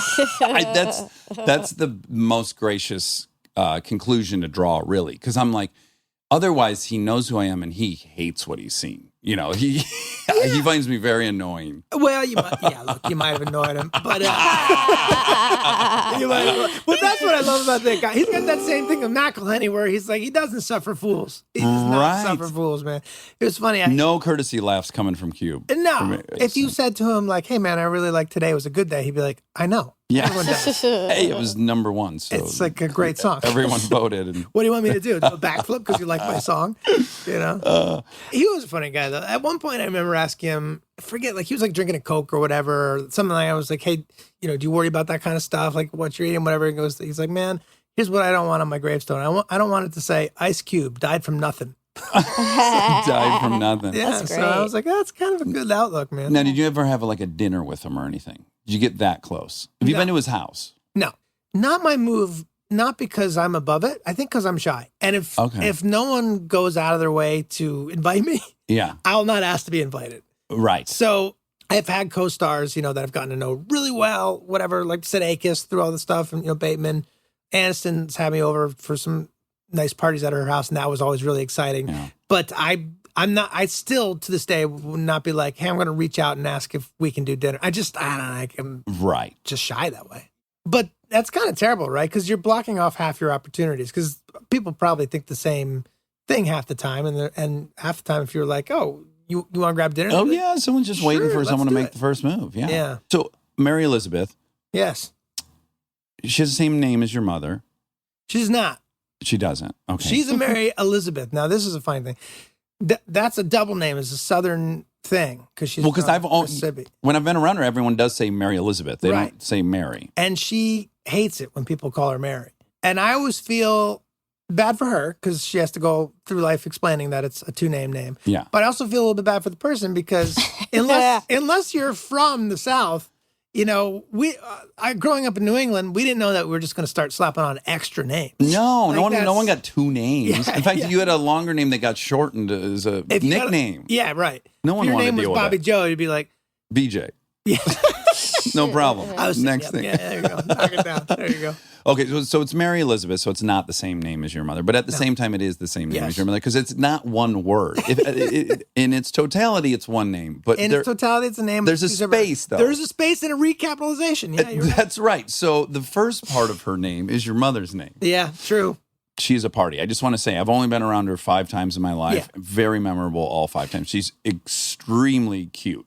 Yeah, it's to the point where, like, I think we've been together so long that I let her shine, and I've just sort of like laid down in life now. You know, like we, you know, like she goes out and does her thing. Like when we go out to dinner, and sometimes I'm like, okay, all right, I better turn my spark on here. But It's kind of nice, though, that she does all the lifting, right? It can be it's nice. because I too am entertained with Yeah. what she has to say and think. And you guys have been together for what, 16 years now or something? Yeah, 2001, 18 years? 2000. We met in December of 2001. Right, so And- coming up on and 18 started years. dating like right off the bat. And then you had a son 7.5 years ago, December? December 15th. Okay, we have a December 19th. No, do you have guilt about having a kid like close to Christmas? My birthday's January 2nd, which I'd that's argue is my father's birthday. Is it really? Yeah. I would argue it's the single worst birthday in the world because everyone just got partied out and I'll- they made New Year's resolutions. I'll give you that. No one's coming to your party, and if no. they come, they're not drinking or eating.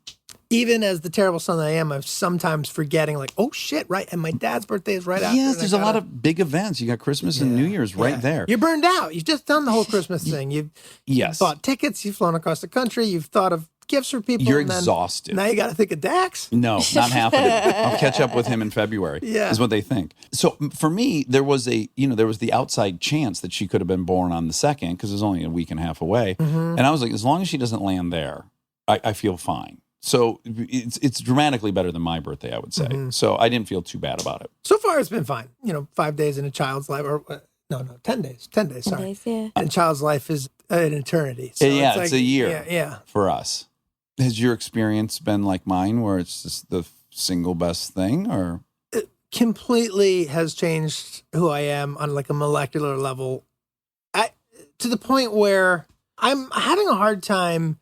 I think it's starting to just affect my life in general, getting it up for other things because I'm so in love and focused on this, And fulfilled. and fulfilled, and that means so much to me that I have to like find excitement again about the show business or whatever else it is, you know. Mhm.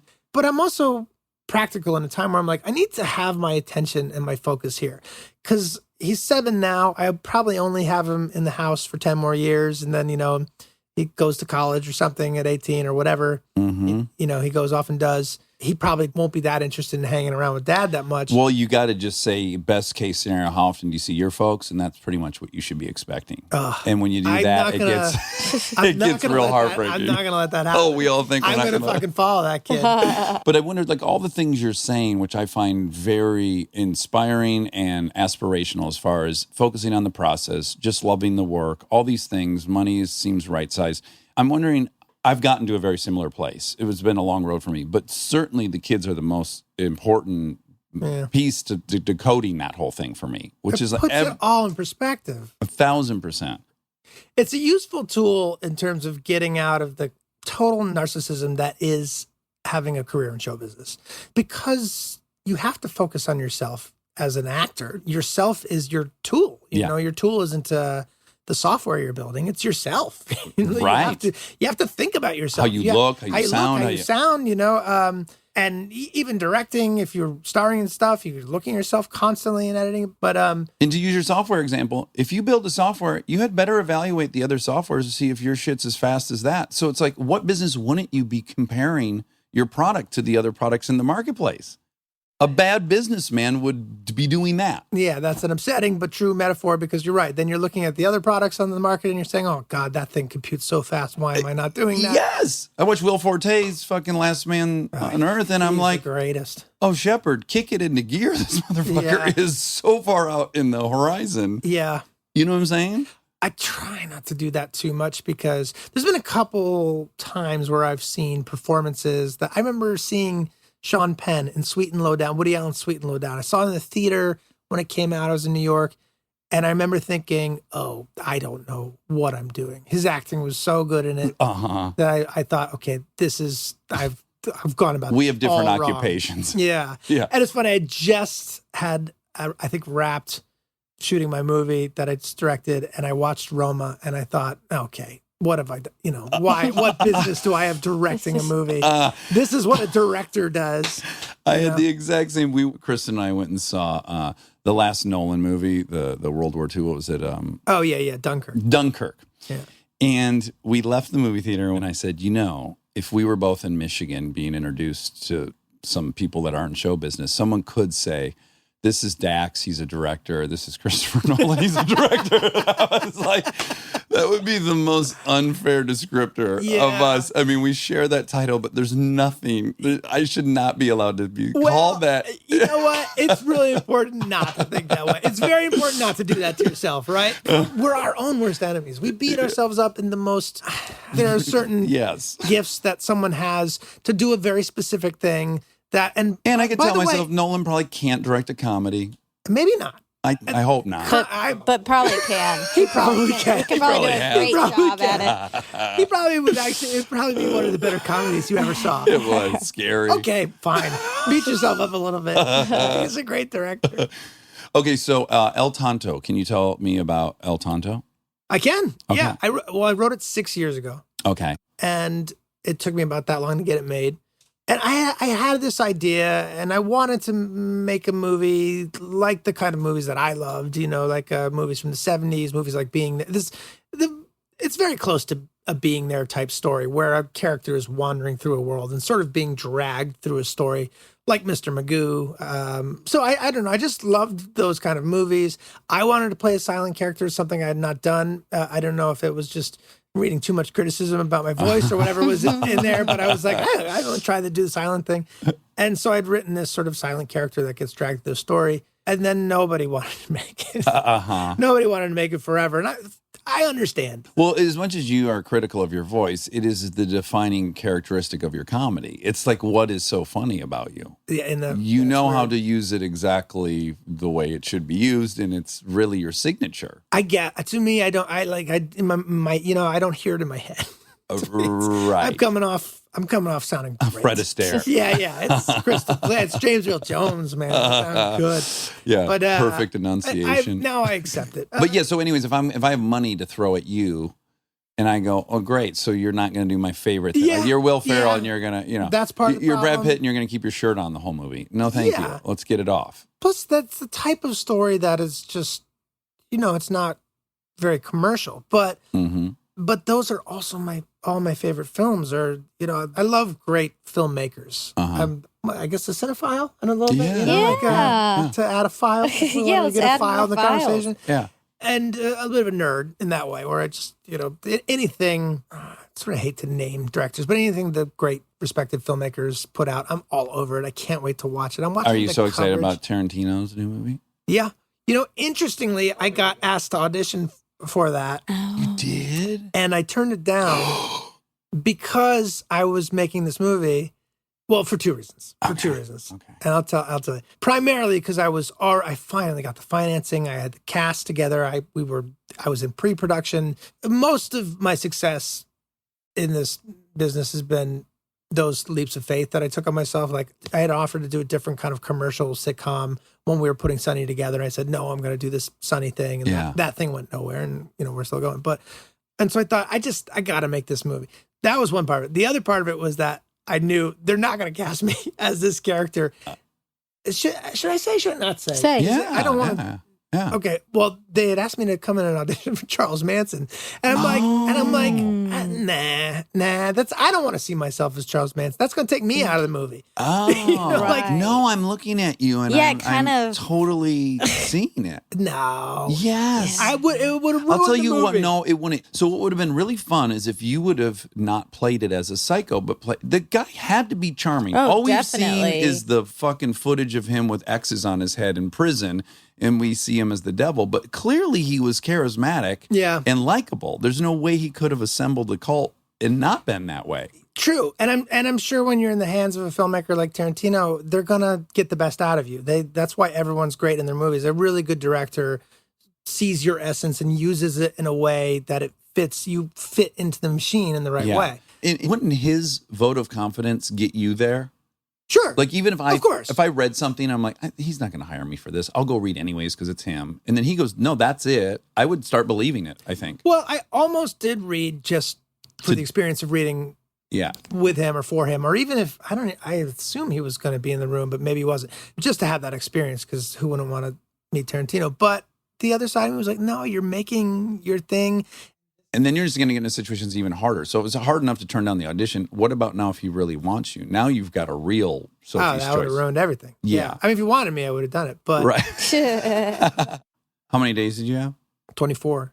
Yeah, that's tight. I had like 50 locations, something crazy. It's a big story because the character gets dragged through all these different worlds, and it's wow. like a Chandler novel. He's going through LA in these different sort of subcultures, and you have to create these worlds and go to these great locations, and I just had to have it all so mapped out. And so it's you and Malkovich. Myself, John Malkovich, Edie Falco, Ken Jeong, who's great in the movie. I think this is some of the best work anyone's ever seen him do. I hope people respond to it the way. I mean, obviously, I'm partial. He goes really into a really emotional place in one scene that I've never seen him do, and he really nailed it in a great way. Kate Beckinsale, Oh, wow. Adrian Brody, Jason Sudeikis, Jillian Bell, Jason Bateman came and did a little thing for me really quick. Common.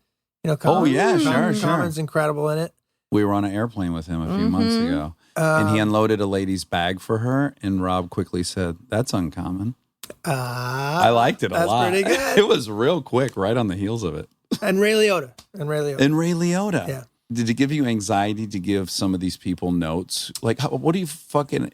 Yeah. John Malkovich, you got to go like, Yeah. okay, so And- here's the story. You're a million times better of an actor than me, but that doesn't mean that I can't yeah, see right. that the scene needs to be a little different than what it is. Well, you hope that the acting itself, that you've done the work on the page, they get what you're going for, that they're not going to come in with a choice that's so... Sometimes I just try to find the middle ground. Mm-hmm.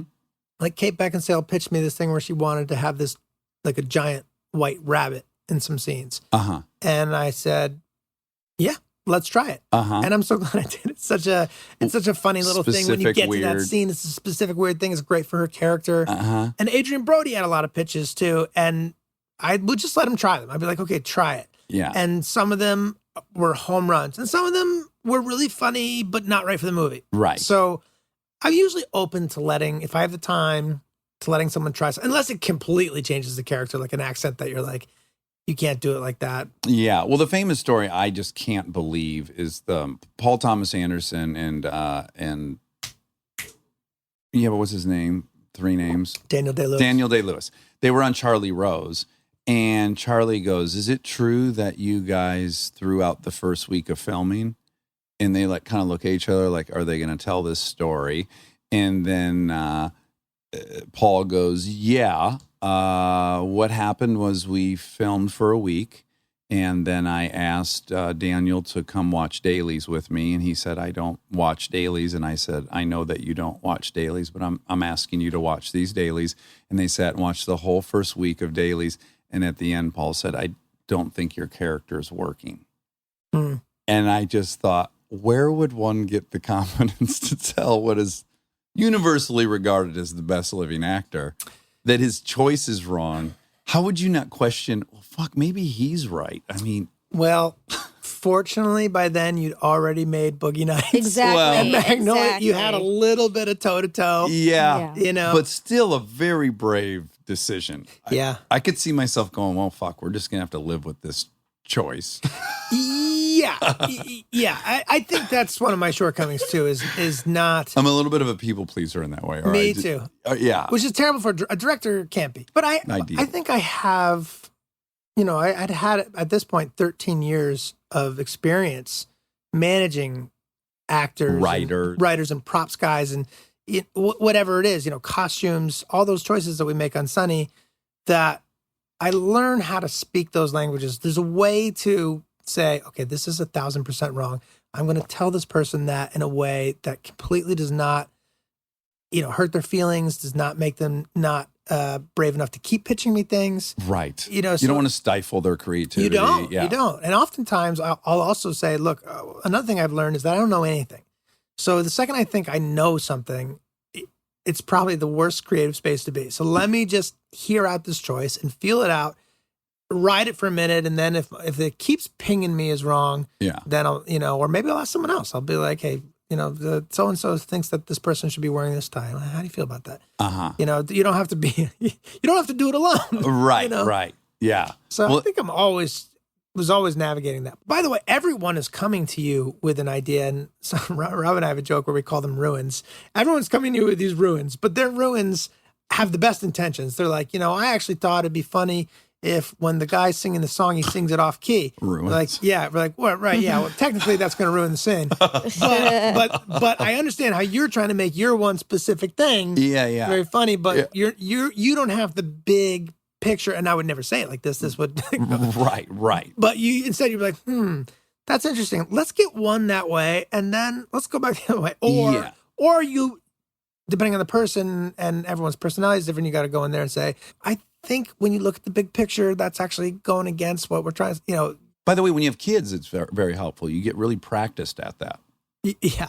Right? Yeah. So you can't let them light something on fire. And then you also don't want to shit on their No. enthusiasm to try doing something. So it's like you learn to talk through having kids a little bit. You do. That's true. In a soft but yet direct way. And look, I always was good cop. I think Rob and I would play good cop, bad cop. And I come in as good cop, and he comes in as bad cop, and we get stuff done. But in the movie, I was like, I can even play good cop. I can play good cop the whole way, except for every now and then. Every now and then, I switch to bad cop, and it scares the shit out of people because I'm always good cop, and if all of a sudden, and it's very effective. So it's a very useful card. I'm hanging on to it. Yeah. And, if it's like 4 a.m. and the 80s just not listening to me, then that's when, hey, man, shut the fuck up comes out. And then everyone's like, huh? Right. Well, when does it come out? It's not. Oh, you don't know? I don't know. But you've finished it? I'm finishing it now. So I'm like coloring it and doing ADR and having all my music battles. But that being said, I will judo my way into getting everything I want eventually. Right. That's what I do. Yeah. Yeah. My thing with the music is, and I feel like you would have an upper hand here or an advantage over me, which is I know how to talk about shots and lenses and cameras and moves and acting and intention and all this stuff. Editing, I've edited. I'm good with all that. When it gets to music, I'm not a musician. So I have to try to get what's in my head into your head, but I don't have any of the words for it. Like, I understand music, but then I don't want to come in and arrogantly be like, I feel like the viola should be more staccato because the guy's gonna be like, "Fuck you, fake. You fucking fake. You You fugazi fucking fake. You don't know shit about shit. Read 5 notes." You know, like, I don't know why he's got a Boston accent. I almost felt Pesci-ish to me. Yeah, A sure. little bit. Yeah, Can you little do a Pesci? I don't You don't think do so. impressions. Fuck you, you fuck. And it'd be like, it'd be like up there, That was right? good. Yeah, Pretty yeah. good, yeah. You fucking clown, do you? Or whatever. Oh, that was good. Yeah. It's got to be pinched, but Well, Charlie, thank you so much. And I think Rob, because I asked Rob when I saw him, I'm like, will you please get Charlie on here? And boy, did he fucking delivered. And I appreciate your yeah, openness I was to coming standing in. right next to him. He's like, "Hey, can Dax text him?" I'm like, "Yeah, sure." But I feel like we didn't scratch any like major depth of Your soul. Let's crack something open. Okay, before we okay. All right, go. let's do it. Okay, well, What do how about people this? need to hear about? How about this? What fears do you have about having a son? I fear about dying and abandoning him. Okay. That's my biggest fear. Is if something happens and I die young and What happens to him? that I can't be there for him. Although maybe that's not actually what's behind it. Maybe it's just the fear of that I don't get to be there with him, because I'm sure he'll be fine. He'll inherit a lot of money. right, Live in a right. giant house with a mom that loves Yeah, him. but do you think that fear is a manifestation of your own fear that you might work too much throughout this process? Yeah, there's that. I've been pretty good about that. Mm-hmm. To the point where it's starting to maybe not be healthy for me, because I'm pretty much only working or raising my son. I need a little bit. That pie chart's getting squeezed where I'm like, I need to stop working so much, balance this out a little bit more. Like, I wish on Sunday I could just show up and act. Like, that's the best gig. Just 2 months of acting, that'd be great. Well, it's a very easy show to act on. I've done an episode of it, and you guys Love your episode. fly. We had scenes together. Yeah, it was so fun. Weightlifters Unite or something. Ass Kickers United. Ass Kickers Unite. Yeah. Yeah, I ate paint and stuff. Yeah, we're talking about did one of us kettlebells. ate a toad or something. Yeah. You were cracking me up a lot because I was just genuinely a fan of yours comedy. And I was like, oh, this is very fun to be in a scene with him. Because you're pretty all over the place in a Yeah. very good way, which I like to be as well. Yeah, same. Like, Yeah. It depends on the thing. Like, we just did a film noir episode, which is going to be great. And we did that sucker on book and hitting marks and very specific with where your head goes. And that was fun to work in a different way. I like that too. Mm-hmm. But the freedom of Sonny with those cameras pointing in both directions where you can just go and we can step all over each other conversationally and we can go down any lane and find something. That's really fun. Yeah. Yeah. How about drinking? Do you drink too much? Yeah. Yeah. I did for a long time. You did. Yeah. And I recently think I got some control on it. Oh, really? Just with some basic mindfulness. Okay. Like, what's the thoughts you have leading up I to it? suddenly realized, like, I still want to drink. I still want to be able to go out and have a drink. I just don't want to be drunk anymore. Right. And I realized for me that was the distinction, was that I don't have guilt about going to a nice dinner with someone and having a glass of wine or two. Right. I have guilt about getting a terrible hangover and feeling ill for 3 days. Yes. Right. That's where the guilt comes in. Like, I've destroyed my body and whatever else it is. And Do you generally, when you're hammered, do you say regrettable things? I think someone, you can fact check this, but I think I'm a pretty, I think I'm a pretty good drunk. Like, Okay. yeah. I'm like more fun than I am sober. Okay. But I mean, occasionally, you go to a party and you're like, what was I saying to that guy? But Yeah, sure. right now, I think I have pretty good grip on it. Okay, so so the sweet spot is you have 2 drinks at dinner, right? Sweet spot is I can have 2 beers or 2 glasses of wine. If I have 3, I'm going to be like, why the fuck did I have that third? Yeah. But I now, in my 43 year in life, am just figuring that out. Like, it took me a while to figure it out. It used to be like, we're drinking and who cares? Let's just go. We've torn the Band-Aid off and like, but now I kind of realize, all right, these are my parameters. I don't know. Talk to me in a year. Maybe I'll be like, no, I'm sober. I'm in a program. Well, I'll probably bump into you at a meeting is what'll happen. Right. But I Was it alcohol for you or was it drugs? Alcohol? well, alcohol for years and then alcohol and cocaine and then mostly cocaine really brought an end to the whole I party. think that's the one that gets its claws in people and they can't like. Oh yeah. For me, thank God, it just never. You didn't like it. I think I'm a very anxious person. I like suffer from anxiety attacks occasionally. Uh-huh. Anything that's going to ratchet up the anxiety is not great for me. Yeah. Ironically, it made me feel much more in control. Well, it just made me feel optimistic about the future, which was a nice relief. Sure, in the moment, but Oh, the come down is. yeah, I'd rather be in that's a where the falling anxiety elevator. kicks in. Yeah. That's where I yeah. wanna be. Unfortunately, I really only dabbled with that stuff like a very tiny bit, and I knew I was like, this is a bad road for me. Yeah. Well, then my assumption is that you liked weed. Did you like weed? Well, I did, but then it's kind of a similar thing where it was like, I'm just sitting in a chair psychoanalyzing myself. I'm going fucking crazy over here. And I was like, I also didn't like that. Uh-huh. So, but I did enjoy being drunk. And how do you come to these conclusions? Do you go to therapy or do you talk these out with No, I Mary need to. Elizabeth? Uh-huh. I Because don't- you feel to me very like self-aware and kind of mindful. I'm a pretty mindful guy, but like, I think, I don't know what, maybe that's just luck, having a brain that can kind of look at the big picture of your life and say, I need to do this or that.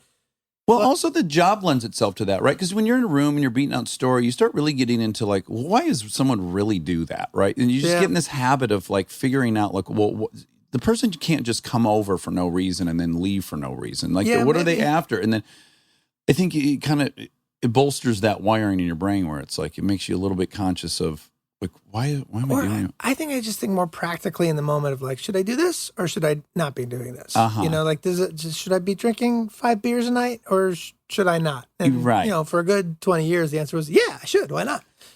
Well, how has parenting been part of that? Yeah, and that changes everything. Suddenly you're like, what, am I going to be hungover all the time with a kid? And the morning's miserable anyways. They're up before you want to get up. They have all these needs immediately. They got to fucking eat and they got to everything just starts happening like a fucking starter pistol. And when we are on family vacations with other families, at night I'm a little jealous. They start drinking, everyone starts drinking. I'm like, oh yeah, those kids' voices just got quieter. Yeah. You don't care as much. You're not, How long have you been sober?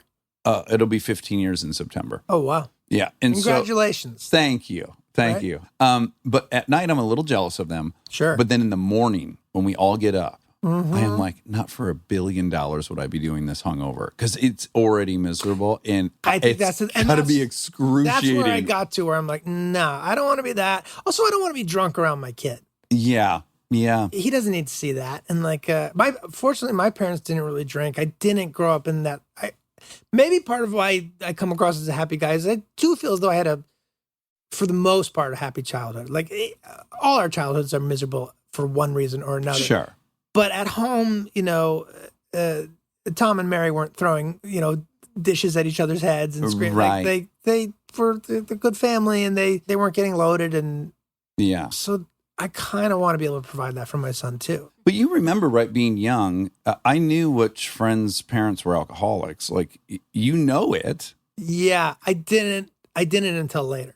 Oh, okay. Because I'm oblivious a lot of the time. Yeah, again, I think that's an asset for just well-being. Yeah, I don't know what it is. I think I just am a constant daydreamer. Yeah, I think that's nice. Someone starts telling me something and it triggers 50 thoughts in my head. Uh-huh.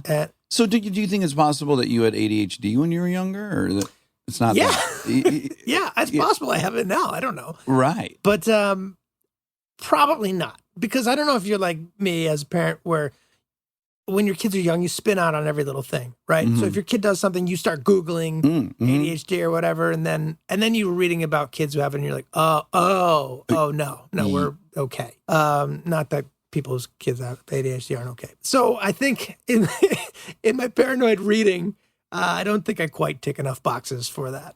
Right.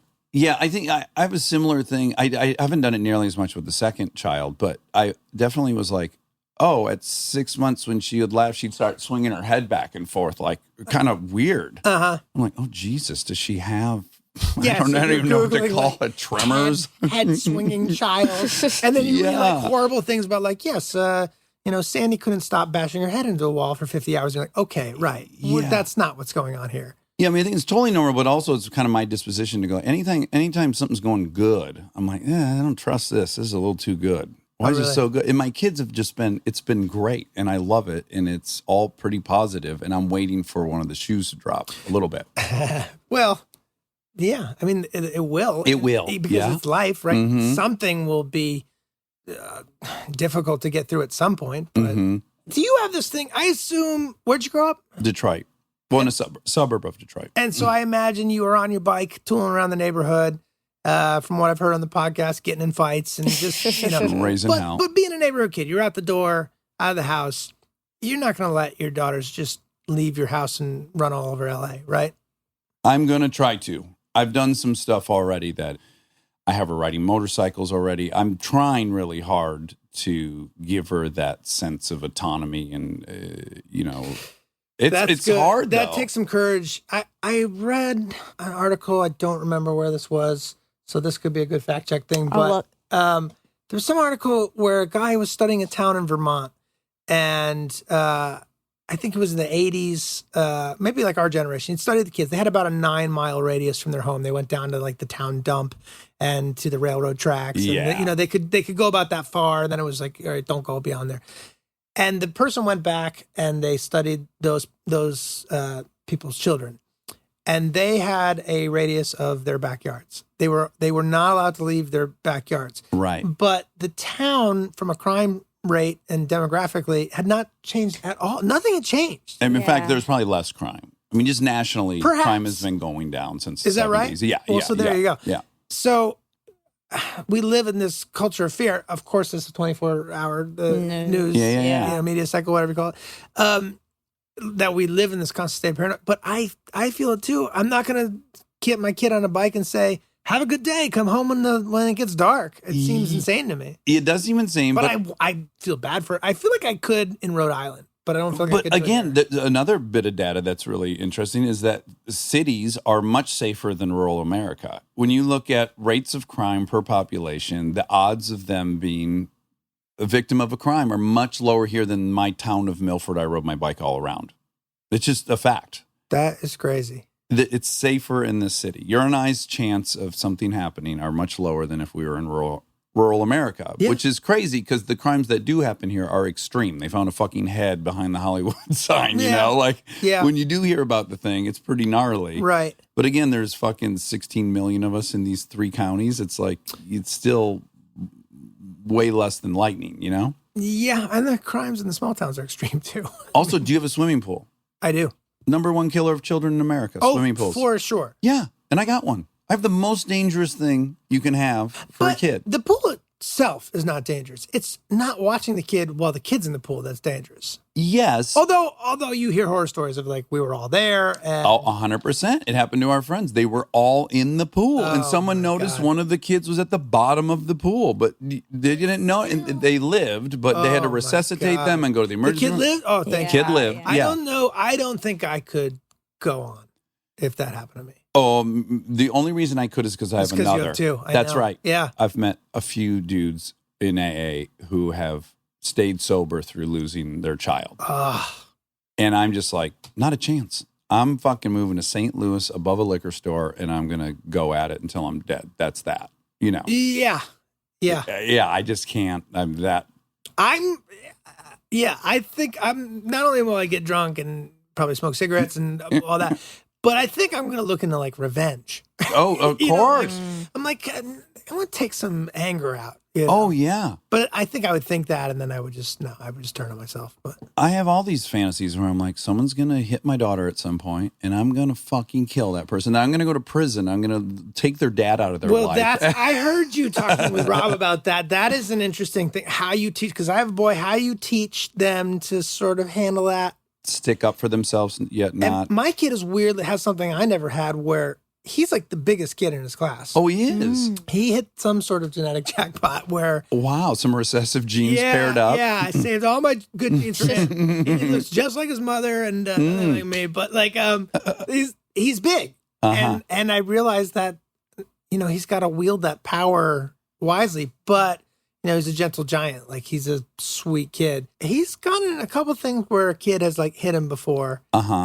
And I told him not to do anything about it. Oh, really? Not to, like, fight back. And and I think that's the right answer. And I'm ultimately glad that I did, because it wound up. But then he would ask questions to me about it, like, why did so-and-so do that to me? Why? And then I would say, look, sometimes kids do that. It's going to happen, but it's not going to make you feel good to retaliate. Although...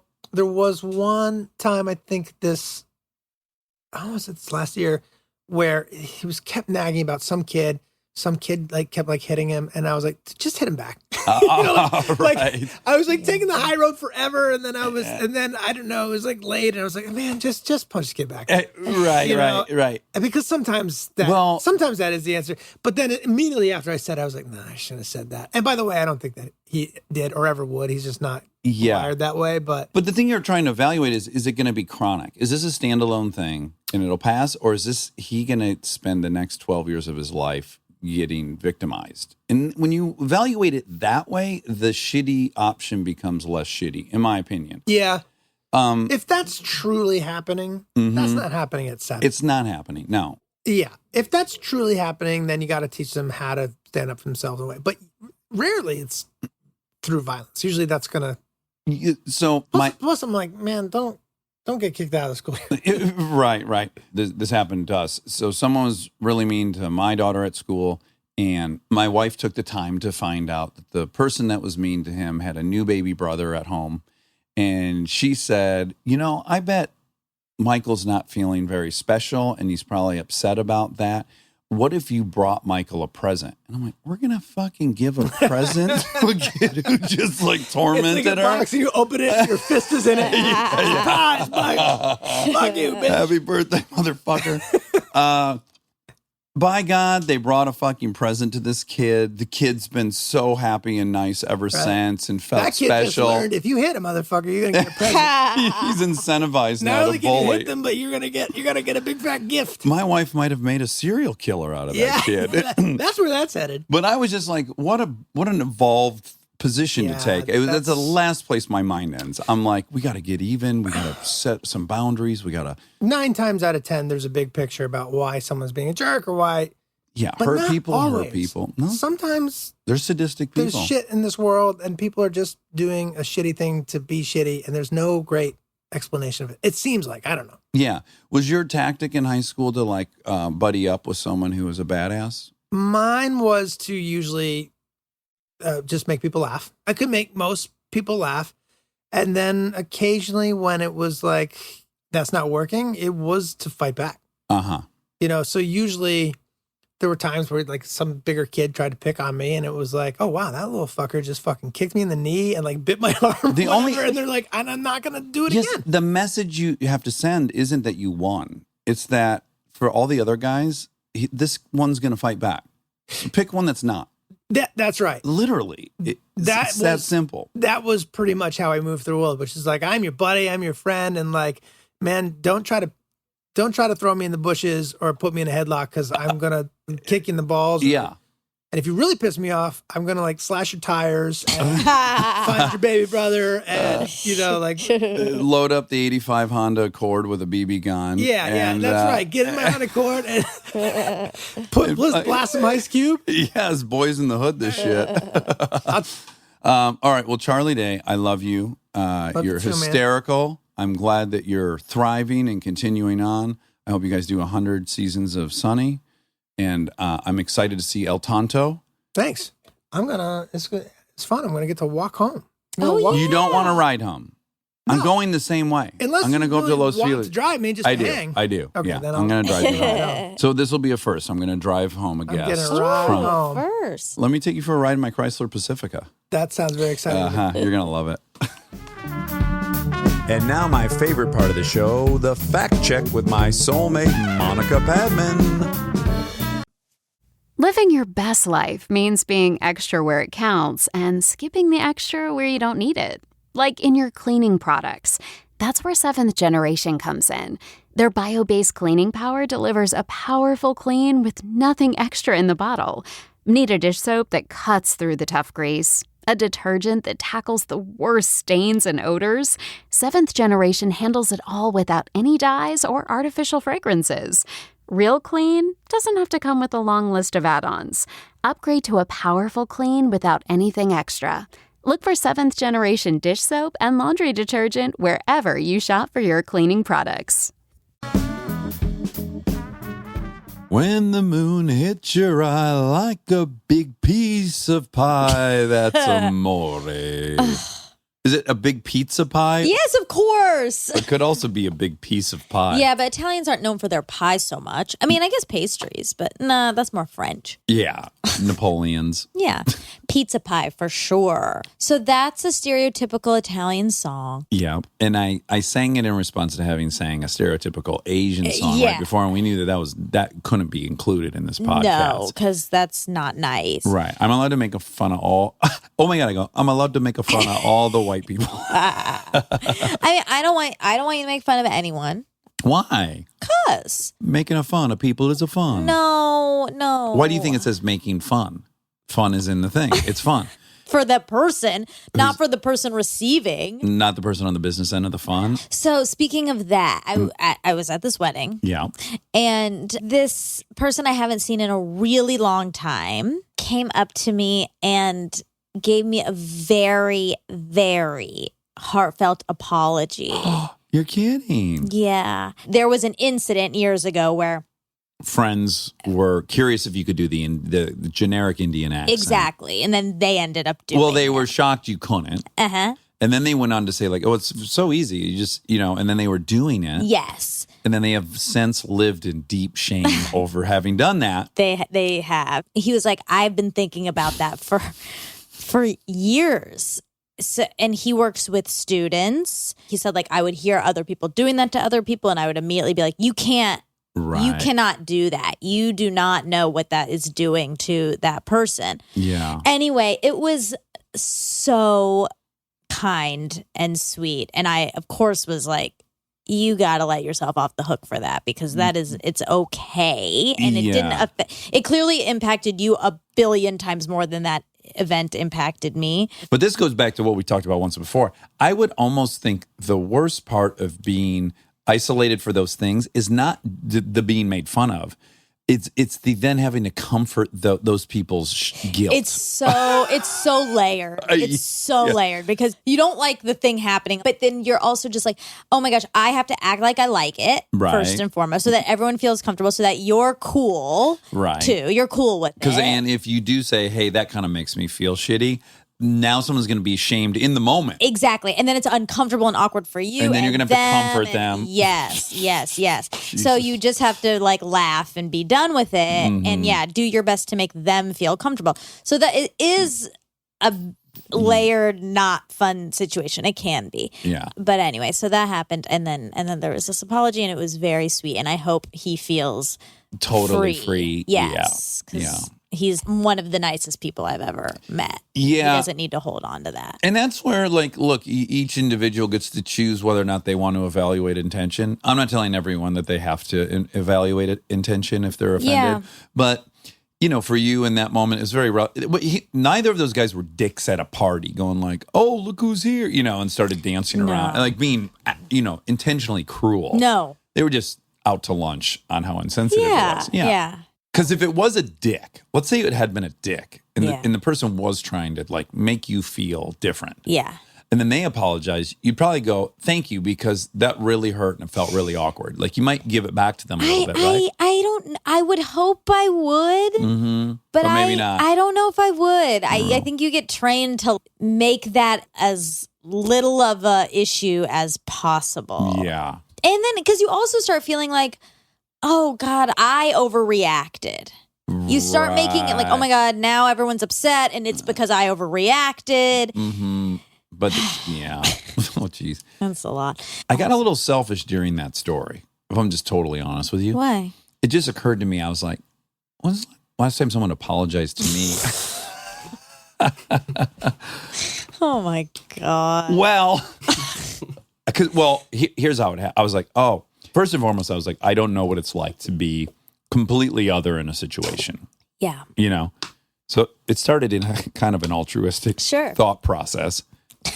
And then I was like, someone does owe me an apology. I've apologized to you. Yes, you and I have apologized to each other quite often. I do think I don't feel bad for myself, but I do think when you're self-expressed, like I'm a leader and I'm alpha, no one's sitting around worrying too much if my feelings were hurt. Understandably so. Like I've kind of stuck out this identity where it's like, Don't worry about me. I'm fearless and I can't be defeated. Right. Yeah. And so it comes with a bunch of benefits. Totally. And then one of the downsides is occasionally, and that's actually one of the times you apologized to me, is I was like, hey, Monica, I still have feelings. And if you are joyous when I lose, it kind of hurts my feelings. But of course you wouldn't worry about me because I'm projecting this identity where I'm not one that needs protecting. That's interesting. I worry about your feelings all the time. You do. But I didn't worry about them in that case. You're right. Uh-huh. It was a power thing. Sure. I think. Because in that specific case, I was like rooting for our friend The Molly, underdog. who at that time was like new-ish to the group. I wanted her to feel happy during this game. Yeah. You were Bragging. in charge of the group. So, you know, right? I mean, Yeah, you were. yeah. It's, I set the thing. I invited all the people that were there. Yeah. Yeah. So I felt like I was doing that. And you're right. Those are all reasons why it's totally fine for you to celebrate when she wins. Yes and no. Yes, those are real reasons, but I should have been aware that you wouldn't like that. Yeah. I guess I realized it the other day. Yeah, I actually was around a coworker who's also very kind of a leader. Mm-hmm. And I think I might have noticed a moment where she deserved an apology.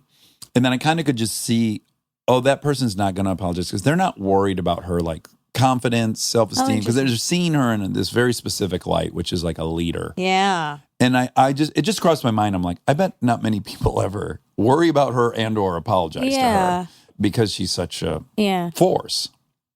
It's also what you're putting out, not to like diminish what you're saying or blame you for this, but like I'm vocally sensitive. Uh-huh.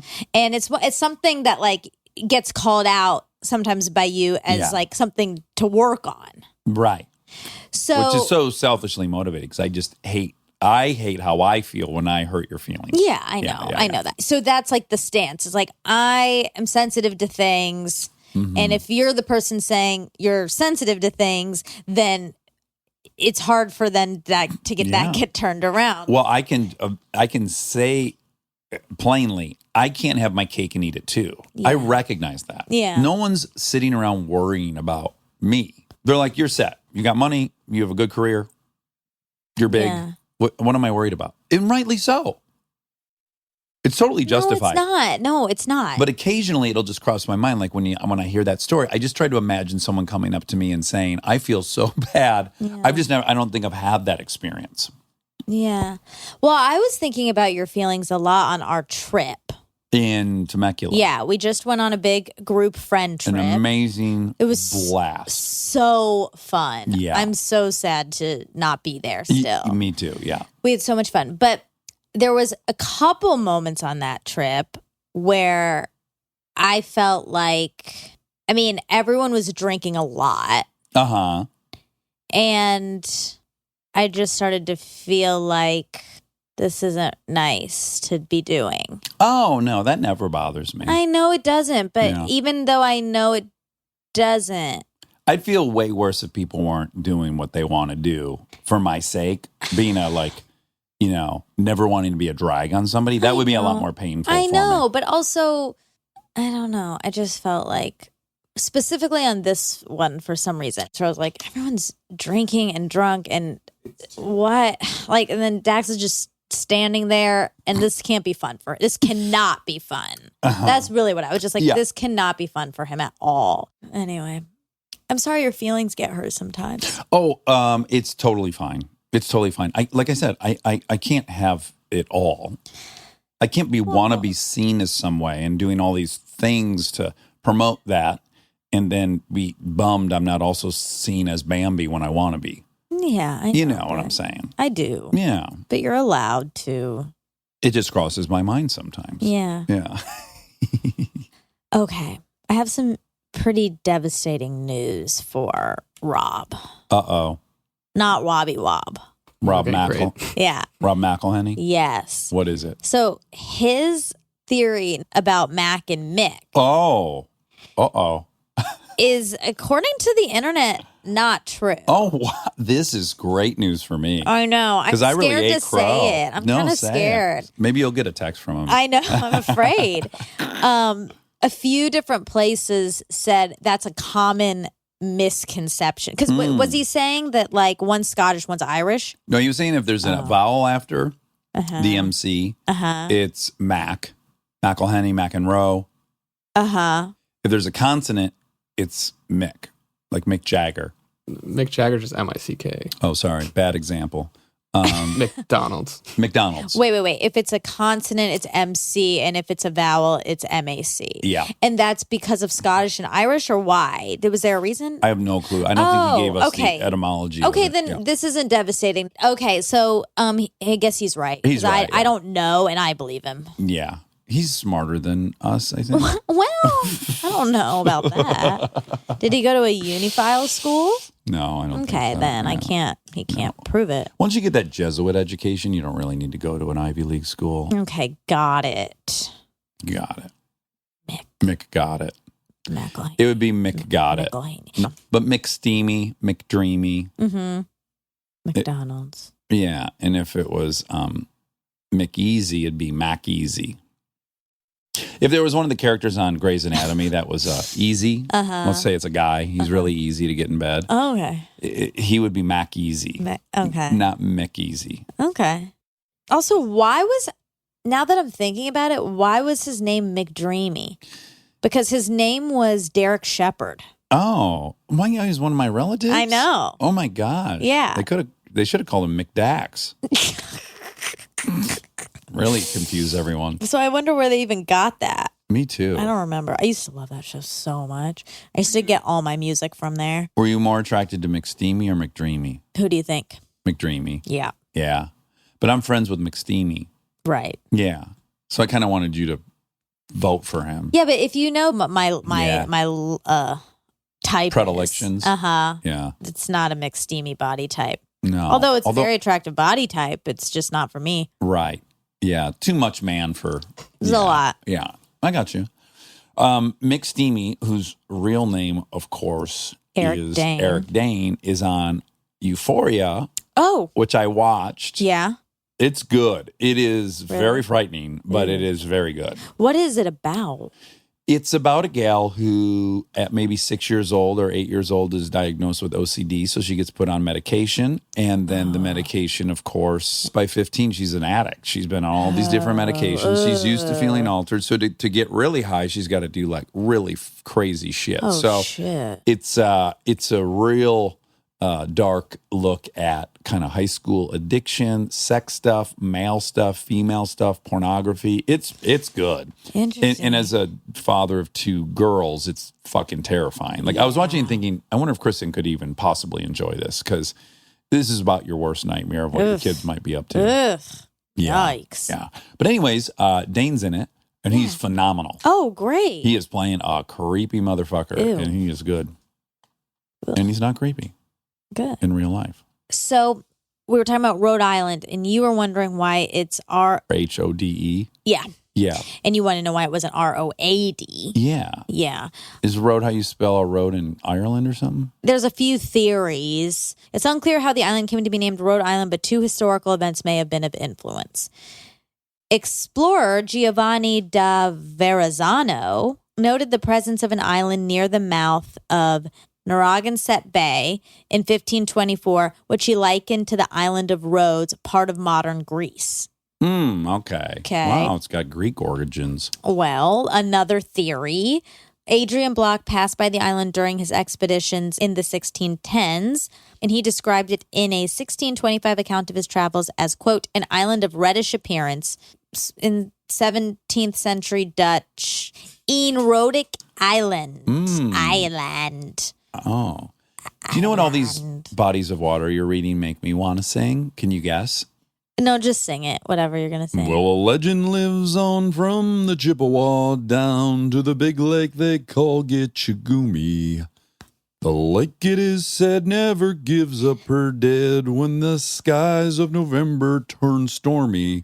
I think I fucked up the last line. Do you think it was gloomy? When the Ides of November come early, oh. with its load of iron ore 26,000 tons more than the Edmunds Fitzgerald weighed empty.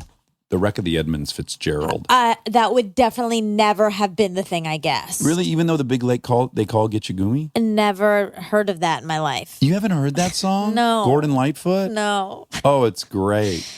What's Gitchagumi? Well, the whole song is about the wreck of the Edmunds Fitzgerald, which happened on Lake Superior. And he is saying in the song that the Lake Superior went by presumably a Native American named Gitchagumi. No wonder you like it and you know it because it's a Michigan lake. That's right. And probably the only people in Michigan know it. No, it was a very popular song in the 70s. In Michigan. And, I used to sing it a lot in Michigan. Yeah. I used to sing it a lot in at karaoke. Oh. But I did it with the words of Piano Man by Billy Joel. Oh. So I'd say, okay. He's talking with Davy, who's still in the Navy and probably will be for life. Huh. Yeah. It was a very confusing experience so for the listeners because they're looking at the words on the screen and I'm not singing those words. And then after about 10 verses, they might grab one of the piano and they go, oh my God, this motherfucker's singing Piano Man. That's very hard to do. Uh-huh. To do words to a different tune. I don't think I could do it sober. Yeah. Interesting. Like pool and karaoke are both things you get a little better at after 3 beers. Yeah. 3 beers. Good thing both of those things are not important to life. Unless you're a billiards champion. Yeah. Okay. So he was talking about auditioning for Eurotrip. So I loved Eurotrip. I don't remember it being good, but I liked it because at the beginning of the movie, Matt Damon makes a cameo. Get out of here. And what does he do? He's a rocker or something. And he has a shaved head. I remember that. And Punk rocker. He's singing like a crazy song. I remember that. Now I forget what it is. But yeah. That'll get you so through. I was in. Yeah. I was in.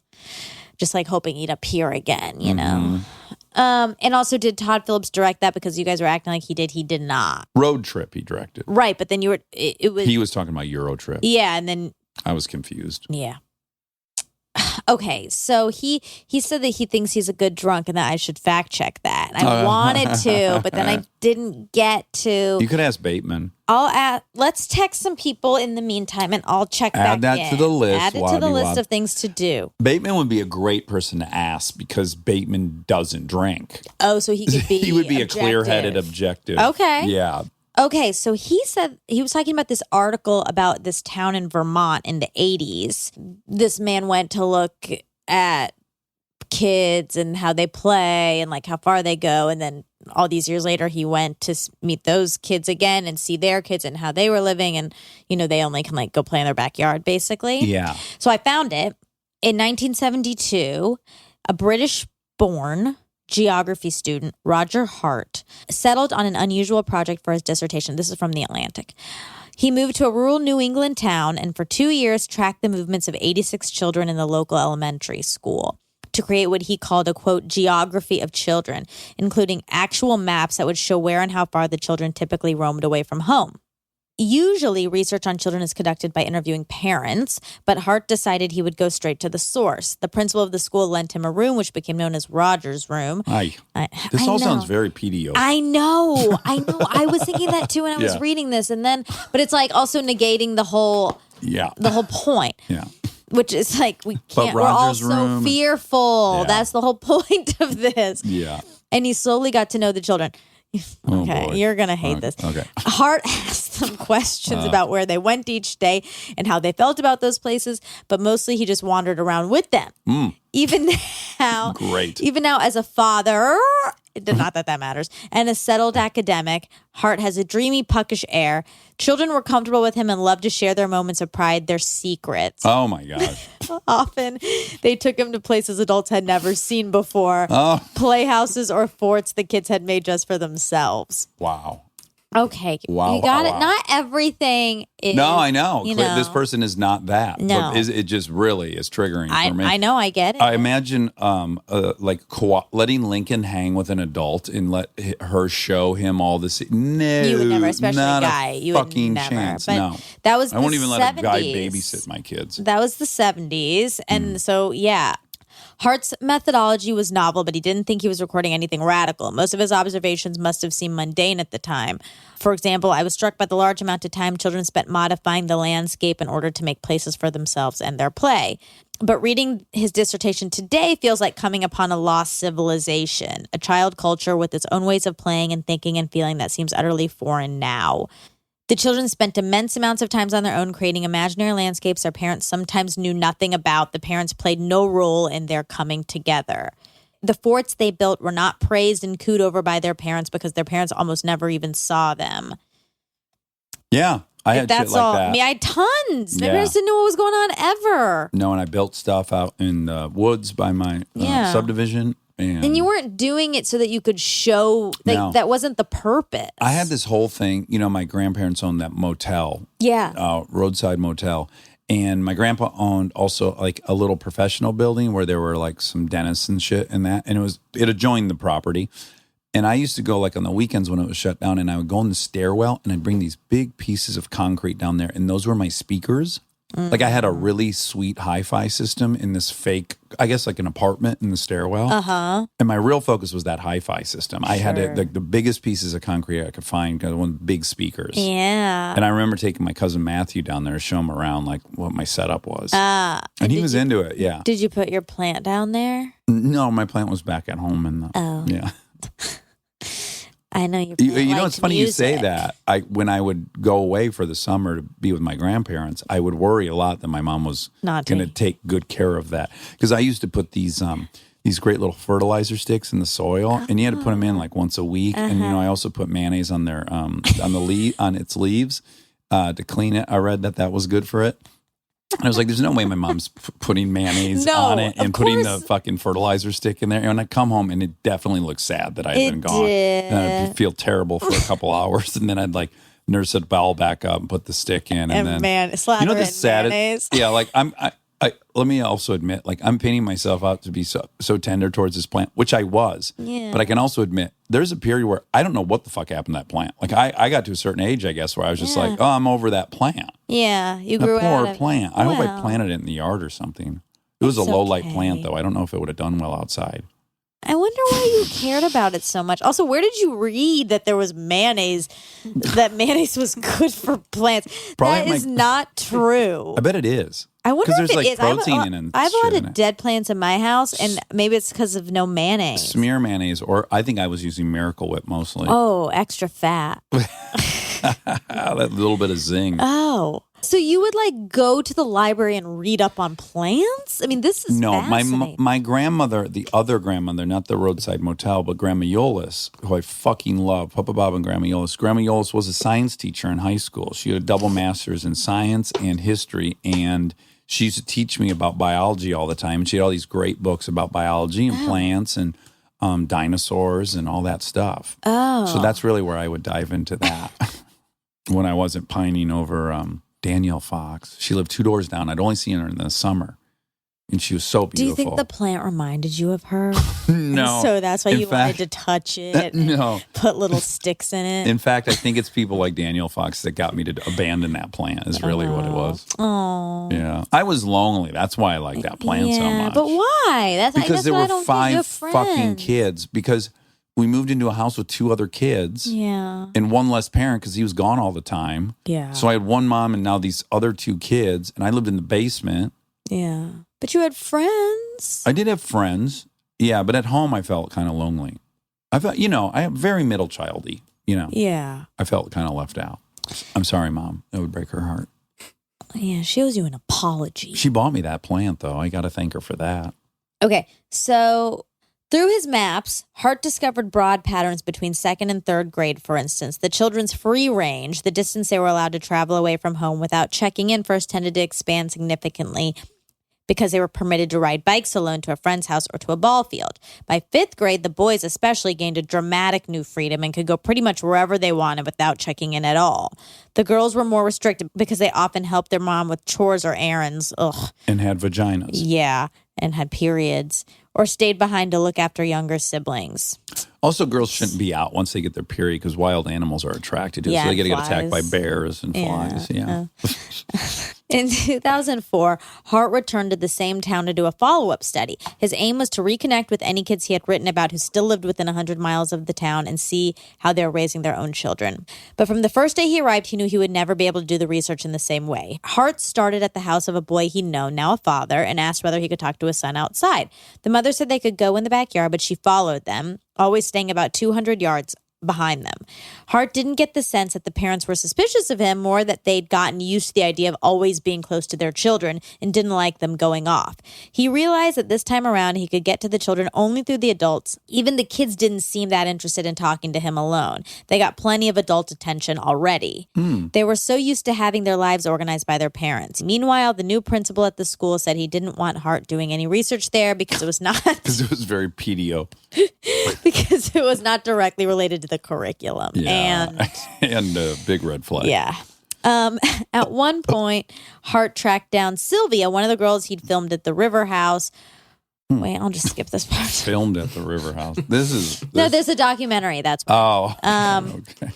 Hold on, I don't think we need to talk I mean, about this reads, Sylvia. if you were telling me a story about a know. pedophile, it would be the exact same story. I know, He but filmed at the lake house no. where he went with her often. No. Oh. No. It's a real shame. It's a shame that the fucking, whatever it is, 10% of the population that's pedophiles, that they really have ruined it for all adults.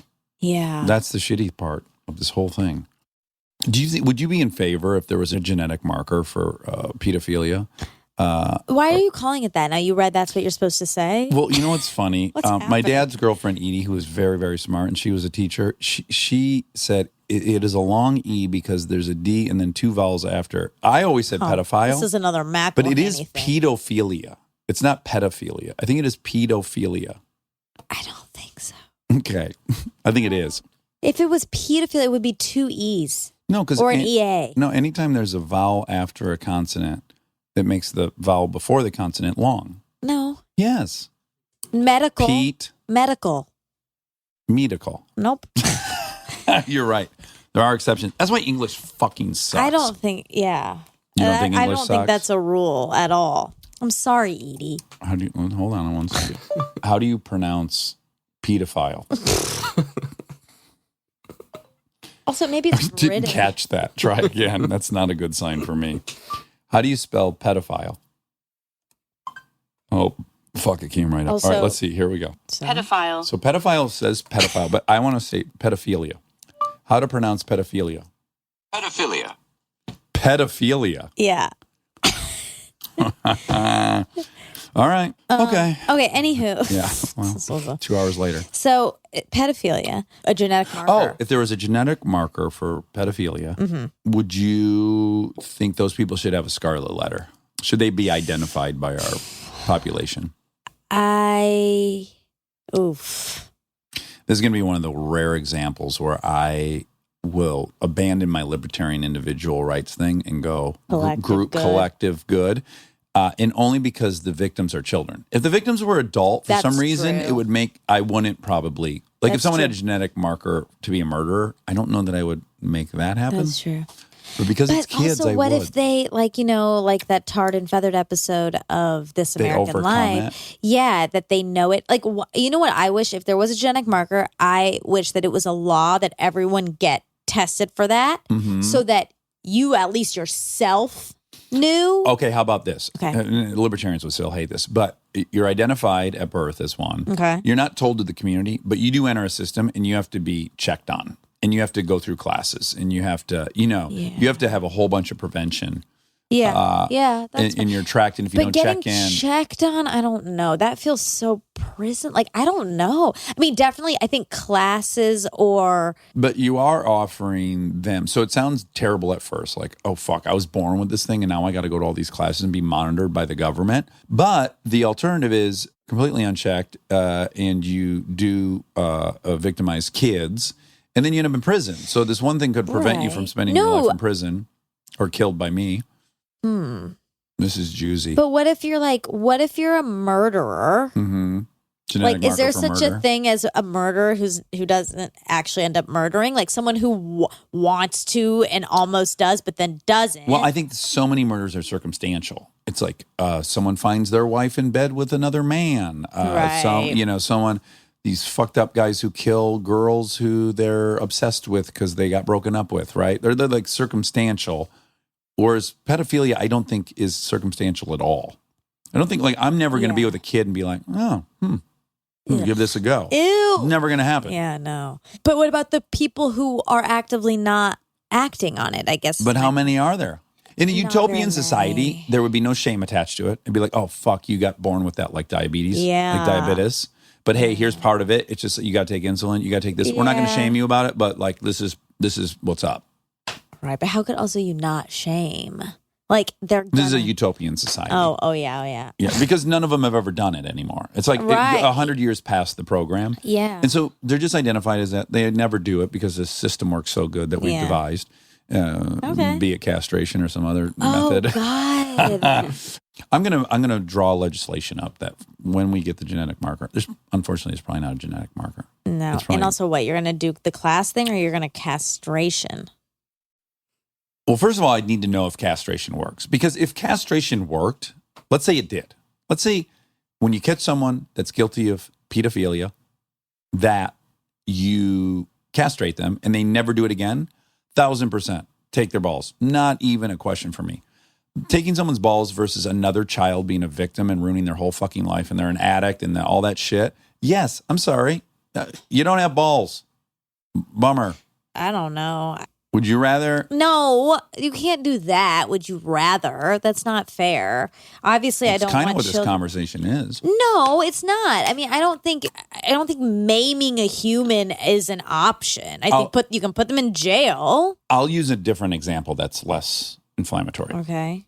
I am against torture from prisoners of war, but not because ethically I don't think it would be worth it if they gave you good information. The fact that they don't give you good information, which has been proven time and time again, to me says, well, now you're just injuring and harming someone for no fucking reason. But if torture actually got the leaders of Al-Qaeda, I would go, yes. I would way rather have one human being tortured than thousands get killed. Very utilitarian in that way. So I look at the balls the same way. If it really ended the cycle of pedophilia, yes, take the balls. That's also a kid you're hurting. We'll be an adult, but yeah. No, if we're talking about genetic markers, you know when they're children. Oh, you right. know, you you're do it when saying- they were a kid. Oh, that's interesting. I hadn't thought about castrating them as a kid. And then I think you'd have to kind of leave their balls while they develop, maybe? Why? I don't know. Don't you think it would fuck up your Well, testosterone yes, I think all of comes this is from going to your- fuck up a person. Yes, that's Yeah. my point. I don't Okay. think anyone could be normal after that or even try to be normal. I don't think Well, I have a vasectomy and I'm pretty normal. you're not all that normal. Okay. All right. No. I don't know. Again, we don't know if castration works. We got to find that out. Okay, we'll find Wobby wop. We're going to have a 3-hour episode where we go through all these things. Yeah. So among this new set of kids, the free range is fairly limited. They don't roam all that far from home and they don't seem to want to. Hart talked with a law enforcement officer in the area who said that there weren't all that many transients and that over the years, crime has stayed pretty steadily low. Mm-hmm. There's a fear among the parents, an exaggeration of the dangers, a loss of trust that isn't totally clearly explainable. Mm-hmm. It's interesting. Yeah. And then you said cities are safer than rural America. That is true. In 2013, there was a National Geographic article. There was some study, and these deaths were caused by car accidents, shootings, falls, drowning, suffocation, and more. Injury mortality increased with increasing rurality. Ooh, rurality. Yeah, that's a hard word.